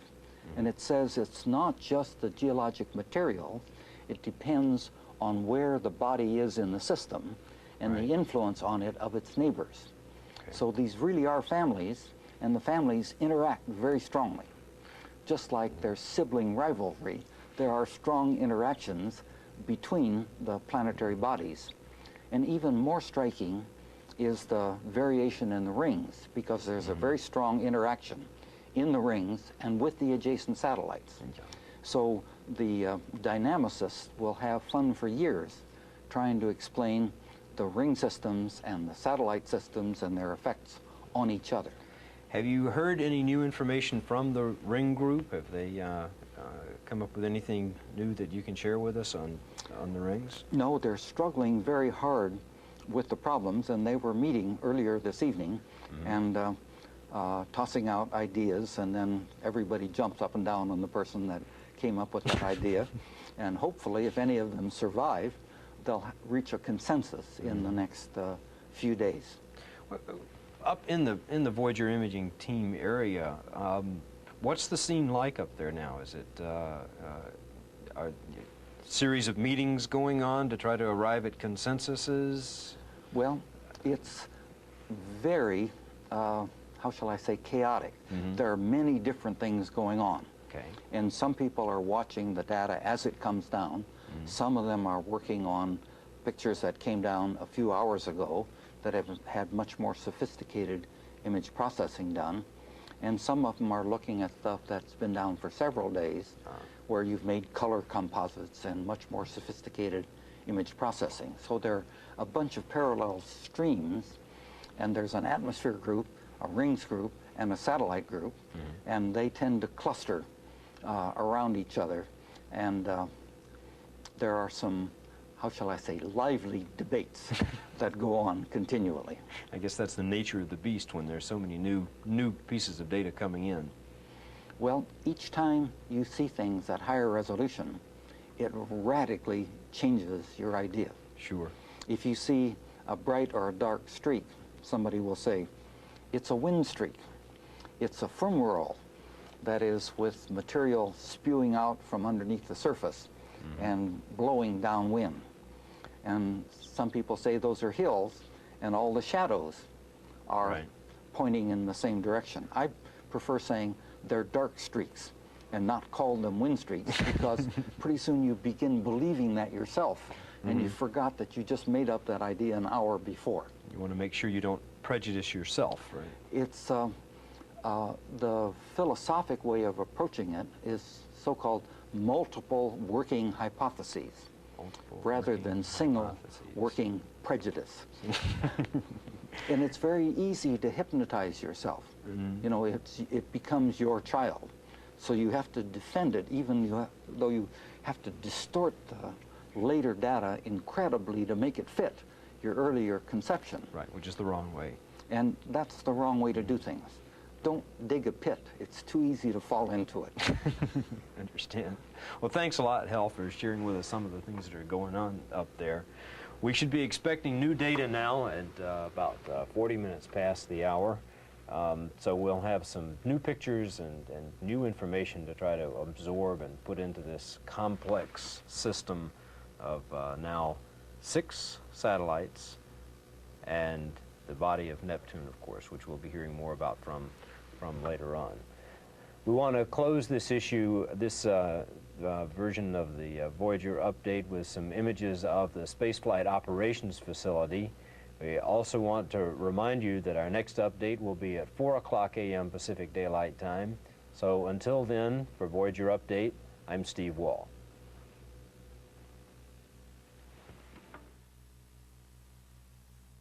Des bois, des nuages, des mers, par-delà le soleil, par-delà les éthers. Paz e felicidade a todos. 各位好嘛，祝各位 Tu te moves avec agilité. Et comme un bon nageur qui se pâme dans l'ombre, tu sillonnes gaiement l'immensité. สวัสดีค่ะสหายในธรณีโพ้นพวกเราในธรณีนี้ हमारे ขอส่ง दोस्त जो खला में बसते हैं उनके लिए दोस्ती और खैर في सगाली النجوم يا ليت يجمعنا الزمان हमारी दिली ख्वाहिश है कि सारी दुनिया में अमन रहे Mae Lagnia. जिंदगी के हर Liebe Freunde, als Vorsitzender des dan sampai bertemu lagi di lain waktu. Österreich freue ich mich, Ihnen auf diesem Wege. Hello from the children of planet Earth. With pictures from space and voices from Earth, this is Neptune All Night. And live from WHYY in Philadelphia, and with images from the Jet Propulsion Laboratory, this is Neptune All Night. Now here on the East Coast, it's Friday morning, and it's shortly after dawn, and we'll be here for another couple of hours until about 9 o'clock East Coast time, until 6 o'clock West Coast time, bringing you the Jet Propulsion Laboratory Voyager 2 updates, as well as commentary from our panel of experts here, which include the strategic planner from the Office of Spaceflight for NASA, Jesko von Puttkamer, also Judy Moffett, science fiction writer, Jack Horkheimer from the Miami Space Transit Planetarium and the PBS Star Hustler, and from the Franklin Institute Science Museum here in Philadelphia, Joyce Town, Mike Weilbacher, and Derek Pitts. And I'd like to say good morning to those of you who are just joining us. We've been here since midnight here on the East Coast, bringing you the images that the Voyager has been sending from the planet Neptune as it has reached its nearest point. And in fact, in not long here, just checking our watches, in about 15 minutes or so, we should be receiving the first images of Triton. And at that point, the Voyager 2 will be about 23,000 miles away from Neptune on its way out. Also say hello to all those all-night parties across the country. Yes, the all-night parties. We have a 1-800 number called Flyover that you can call and ask questions. And we'll be going to that soon. But in the meanwhile, we have heard that there are some all-night parties, some of them in fraternity houses, and who knows, maybe they see Neptune as just another god that they have to pay homage to dressed up in togas or something. Gee, I wish I were there. And, you know, we've been up kind of like an all-night poker party, and so for those of you just rising this morning, we welcome you, and we will be here for a couple of hours bringing you these images from Neptune and the first glimpse that scientists are able to see of this planet and at this close proximity. My name is Sedge Thompson, and I'd like to, we'll go to Nate in PA, here in Pennsylvania.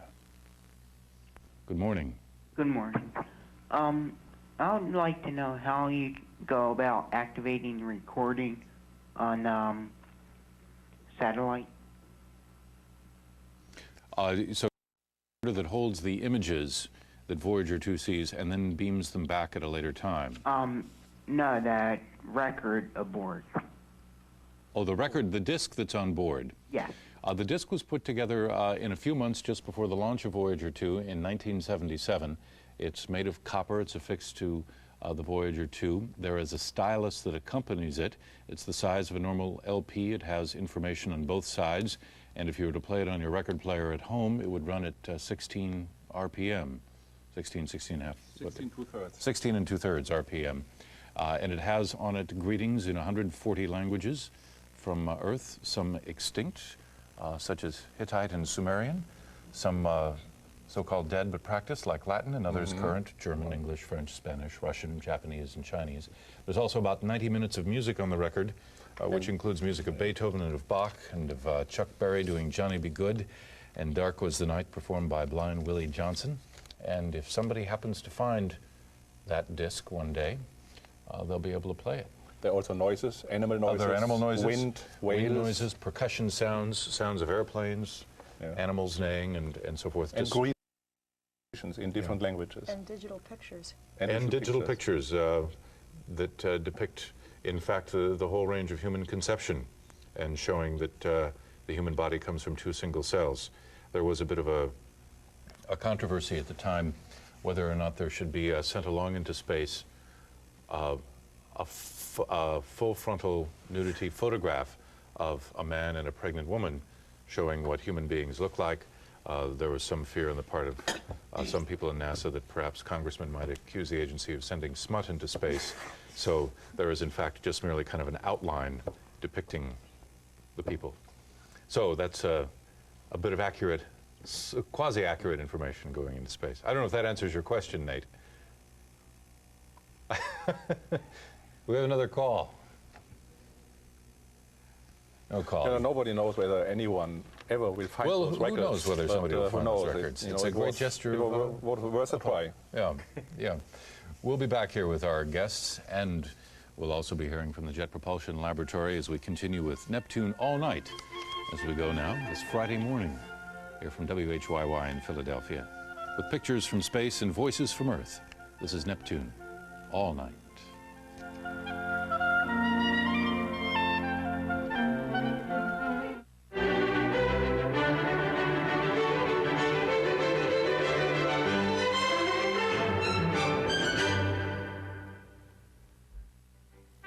For the next few moments until our next program begins, we are happy to open our toll-free lines to welcome you as a member. Just have your credit card handy, and before our next program begins, your new membership dollars will be put to work on the programs you want from 13. Please call us now, and then enjoy a look at your new fall season with a member's pride in your programs. And now, the president of 13, Dr. Bill Baker. The most important use for your member dollars is to provide the best and most for your mind. In a word, education. I like to think of this station as the largest and finest school in the country. We're proud of the thousands of graduates each year who have learned how to read or earned their GEDs through our programs. School children have our daily curriculum, and their teachers our Learning Link. Our Student Arts Festival grows larger each year, and colleges give credit for courses based on our programs. Having you as a new member could mean one more mind enlightened and helped on the road to achievement. Will you take up that challenge? Make today even more memorable for 13 by becoming a part of the station that brings you special coverage like today's. Call now and watch Neptune All Night as a member.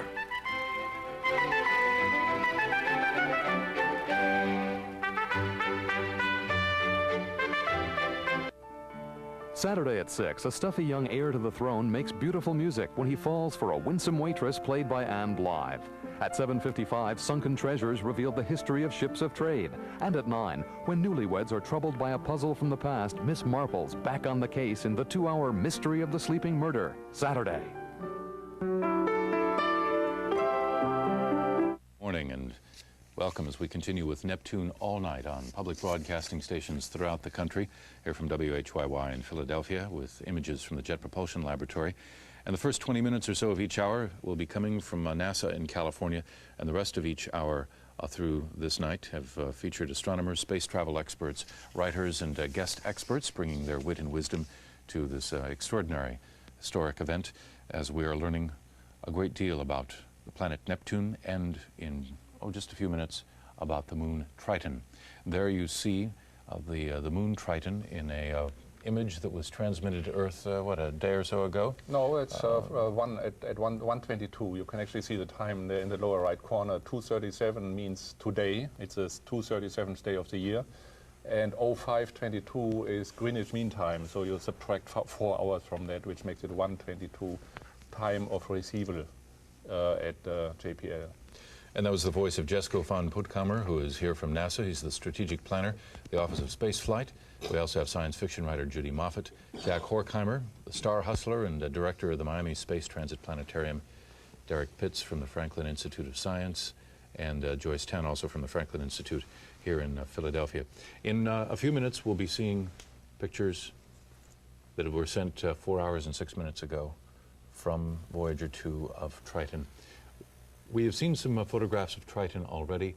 What might we see from this current set of images There's great expectation that there'll be great discoveries.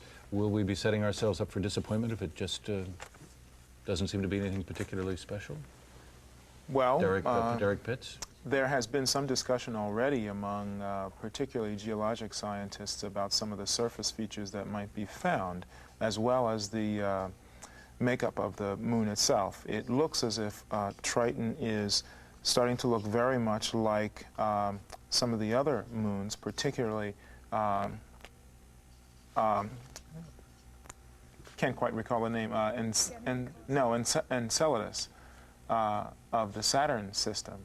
And Enceladus is very much like a water ice moon, in which the surface material is a solid of, again, methane and nitrogen, but it's very flexible and sort of like a plastic. And in these surface features, although the surface is very smooth, what these geologic scientists are beginning to look for are surface features on that water ice that may in fact be able to replace itself after a while or resurface itself. And the way in which one of the mechanisms that's being considered for this is something called cryovolcanism. And cryovolcanism is a mechanism that they're thinking of. Usually we think of volcanoes, we think of fire and things of that sort. And great heat, and cryo means cold and cryo ice. means cold, so we're talking about, I don't want to say cold volcanoes because we don't know if that's the mechanism. Another speculated mechanism is one in which materials sort of snow down onto the surface. These materials of methane and ammonia and, nitrogen. So we're beginning to look already at what the composition is from those pictures that we have at this point. We're also beginning to look at what the surface structure might be like, looking for areas of relief on the surface that might lead us to some way of understanding how these surface features are created. Two problems, or one major problem that is a part of this, is that these moons are so far away from the sun. We need to find another mechanism for how their materials are driven around, what causes their surface materials to melt and reform. In other words, there's a different kind of transfer of energy that's going on that far out in space. That mechanism of energy transfer, as in Neptune itself, is also being investigated here on the planet. Could there also be higher? Could there be higher complex chemical molecules like polymers? It is possible that there could be higher complex molecules. Those are some of the things that the scientists are going to be looking for to try and figure out just how advanced the atmosphere is there, and we'll be looking to see. Already right now we know that it looks sort of pinkish there, which is a very different sort of expectation. And those dark spots could be polymers. They could be. As a matter of fact, in most of these moons at this distance, we expect the surface to be very much darker. And this is actually an anomaly among these moons in that this moon is a lot lighter than we would expect it to be. And in just, what, about 2 or 3 minutes here, we'll be receiving these new images from Triton. And at that point, Voyager will be about 23,000 miles or so away from the surface of the moon. Does it have another destination after Triton, or is this the point at which Voyager then heads on out? It'll take a lot of pictures looking backwards, looking at Neptune and Triton against the sun. So we see the rings and the Neptune system backlit. It'll be backlit, and so there'll be topographic features or whatever. Which look different than we have seen them up to now. We're going back to the Jet Propulsion Laboratory in Ira Flato, who will be talking with an American scientist as well as a Russian. Ira? Thank you. I have with me Jim Head. Jim Head is back. He's a planetary geologist at Brown University. And he's with his good friend, and I can tell you how good friends they are by there's a mutual admiration society going on right next to me, Alexander Basilevsky. I didn't put your middle name in because you thought it might have been a little too much. Who is chief of comparative planetology at the Venadsky Institute in Moscow at the it's late in the morning, Planetology Laboratory there, right? I'll get it all out. And he's a member of the Soviet Academy of Science. And is it correct that you have worked on all the Soviet space missions going back to the earliest moon missions? And not the very earliest. I began to work with Lunar Code 1 and Lunar Code 2.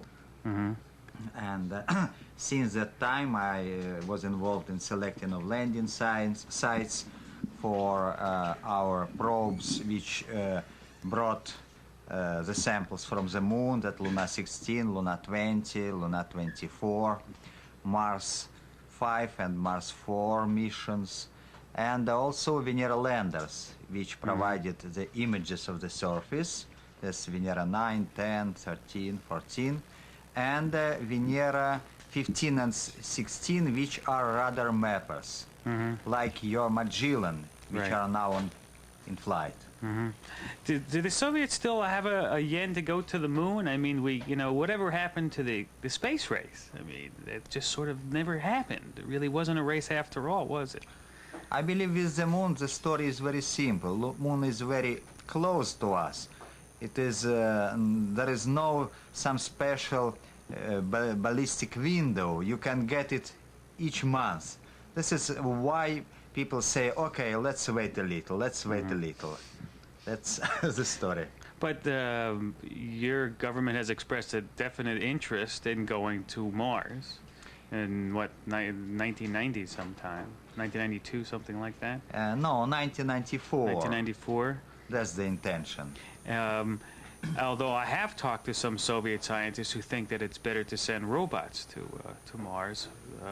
They're sort of in the minority. We don't hear much about it. Certainly in this country, too, there's a great debate whether we should be spending money on sending people to planets or more robots. That certainly must be a debate in your country as well. Yes, and I believe that it is necessary to send, first of all, the robotic missions, and only after the simplest things will be done by robots, only when we can formulate the goals which can be resolved only by people there on Mars, we should send the human being. So you have a plan, then you have a staged plan to send robots first to Mars. Yes. Run around on the surface, take samples, hop around, and then send people? Yes. First, to investigate the surface by remote sensing, to know how it is rough and what its composition, looking from the orbit, and find the most interesting places, to land there, to take samples, to return back to Earth, to investigate them, to be sure that there is no any harmful microbes there, and then to send people. What are the odds? We heard earlier this evening about, I think it was Dr. Cole Hayes was talking about, if he had one place to go in the solar system, even though he's a Voyager expert, he still would like to go to Mars more than any other place. What is there about Mars that is so intriguing? Is it because, as Dr. Cole Hayes said, it's the only place that possibly can harbor life because the conditions are correct? You know, probably egoism is inside the human nature, and human beings, they think mostly about life. And indeed, the last hopes to find life, maybe extinct life, now only on Mars. And of course you'd go to the spots that had the most water, or the best chances of having water on Mars, because that's the best odds of finding life there too. Yes, but I think that's the simplest way, but I think that nature sometimes is very trick, and might be we will get the success to find something living in some very strange place on Mars. Well, I guess if it's a strange place, we couldn't really guess where it is if it's going to be in a strange place. Dr. Head, what about the idea of a joint mission with the Soviets? Is there any interest among scientists here to do something like that? Absolutely, and I think, you know, the solar system is a very big place, and there are a lot of things, a lot of scientific objectives and objectives for human exploration, and it's obvious that if we want to achieve all of our goals, one of the best ways to do it is to cooperate. And I think the discussion we were just having about Mars missions is a good example.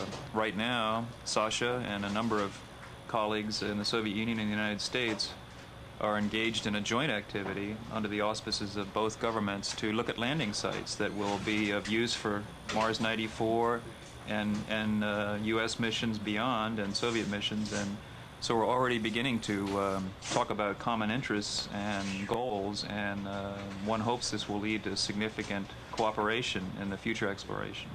What does each country, if you were to plan a mission to Mars, what would be the strong points that each country could contribute to that mission? Let's talk with you first, Dr. Well, I think if you look at experience, the Soviets have had significant experience in automated exploration of several planetary bodies. For example, the missions that Sasha had his first experience on, the Lunikods, were automated rovers on the surface of the moon, which roved quite a number of kilometers and were quite successful. So, for example, they clearly can do automated rovers on another planetary body. We've not done that in the U.S., although, of course, we've had astronauts on the moon driving rovers around, and they've also... I'm going to have to interrupt because we have the first pictures coming back from Triton now, and I cannot pass up the opportunity to have a geologist here, two geologists sitting next to me who look at pictures of Triton for the first time. Do you see something unusual? Anything surprising? You're looking very intently at them. What are we looking at? What do you see here? It's on the right side of the screen.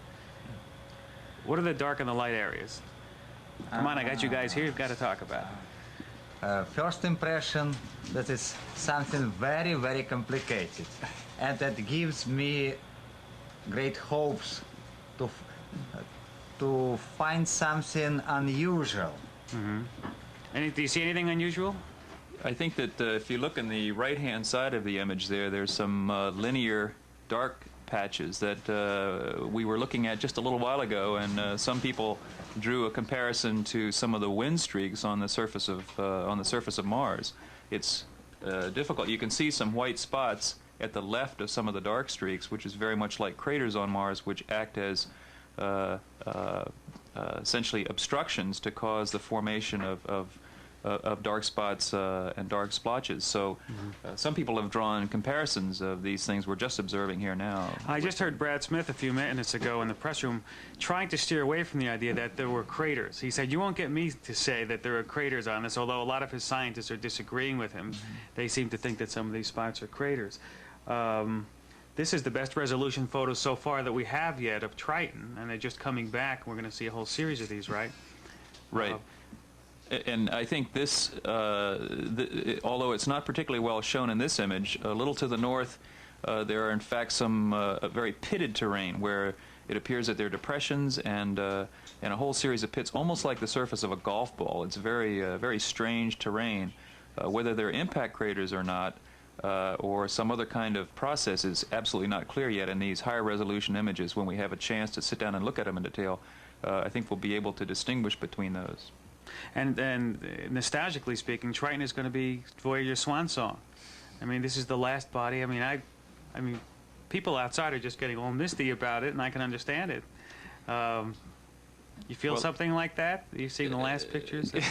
There's so much excitement about what we're seeing right now. It's really hard to comprehend that it's the last in the voyage of Voyager, but it's true, and sad as it is, it's true. The thing about Triton is that I think it's going to be really the grand finale, because just looking at that image, you can see almost a little piece of all the things, or many of the things we've seen from previous satellites in its voyage through the outer solar system. And this is the final wide-angle shot that we're looking at Triton now? Did they change camera lenses on it?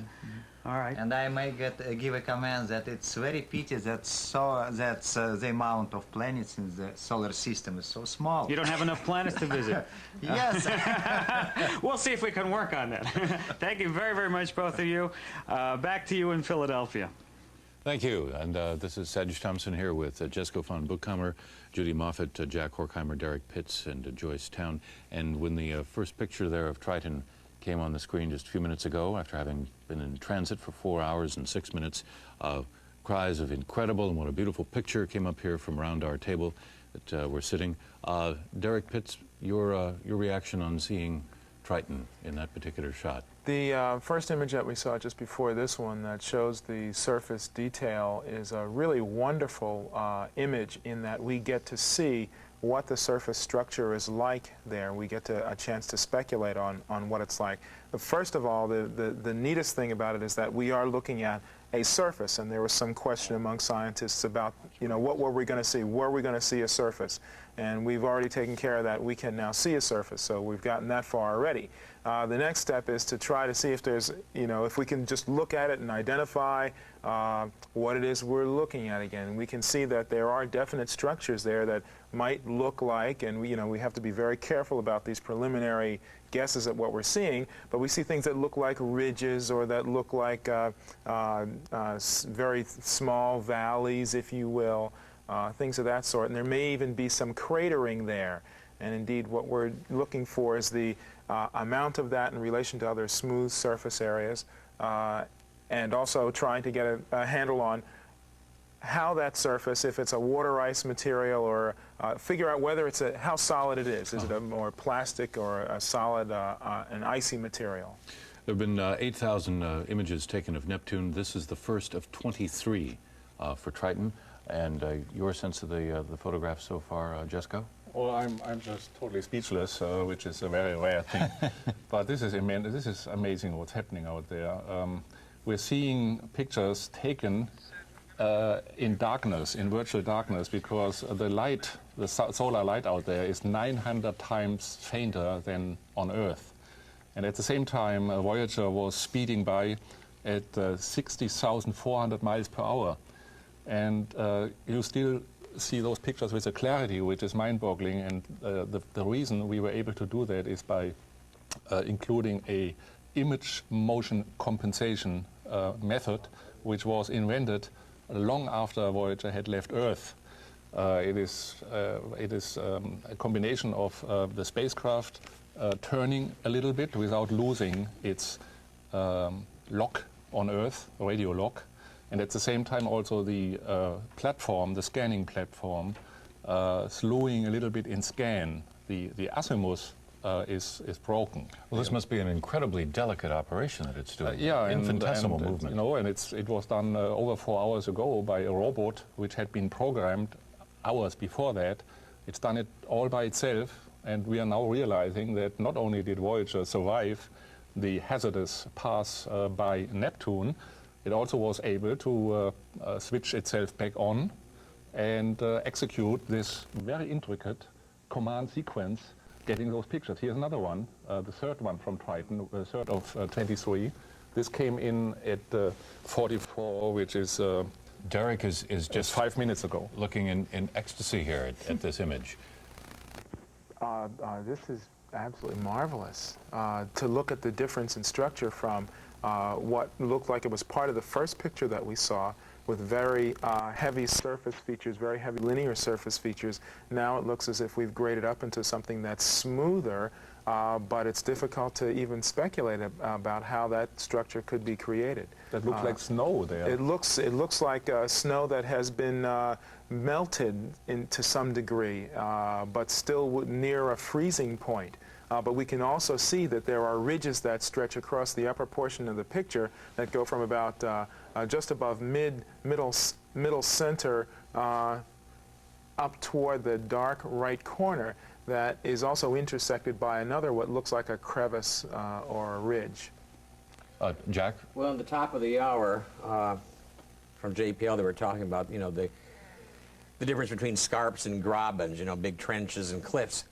And it looks like if we have a very large trench here, like a graben, at least the preliminary picture does. It will take a while before they enhance these pictures with the computers, to really clean them up to show. But it looks like a graben there, a nice little trench, or a large trench, as a matter of fact, up in about a third of the way from the right-hand corner. We'll be back to hear more from our panelists here as they have a chance to take a look and absorb the images being sent of Triton by the Voyager 2. We have on the phone Jill Tarter, who serves as the project scientist for NASA's Search for Extraterrestrial Intelligence Microwave Observing Project. Welcome to Neptune All Night. Hello, sir. What is going on with that particular project? Is it a passive project at the moment, just merely waiting for radio signals from afar? Actually, at the moment, the project is waiting for funds. Almost as important a signal, I guess. Well, it's necessary in order to build the equipment to receive the signals. And we're hopeful that the funds will be granted in the 1990 budget that Congress is now considering.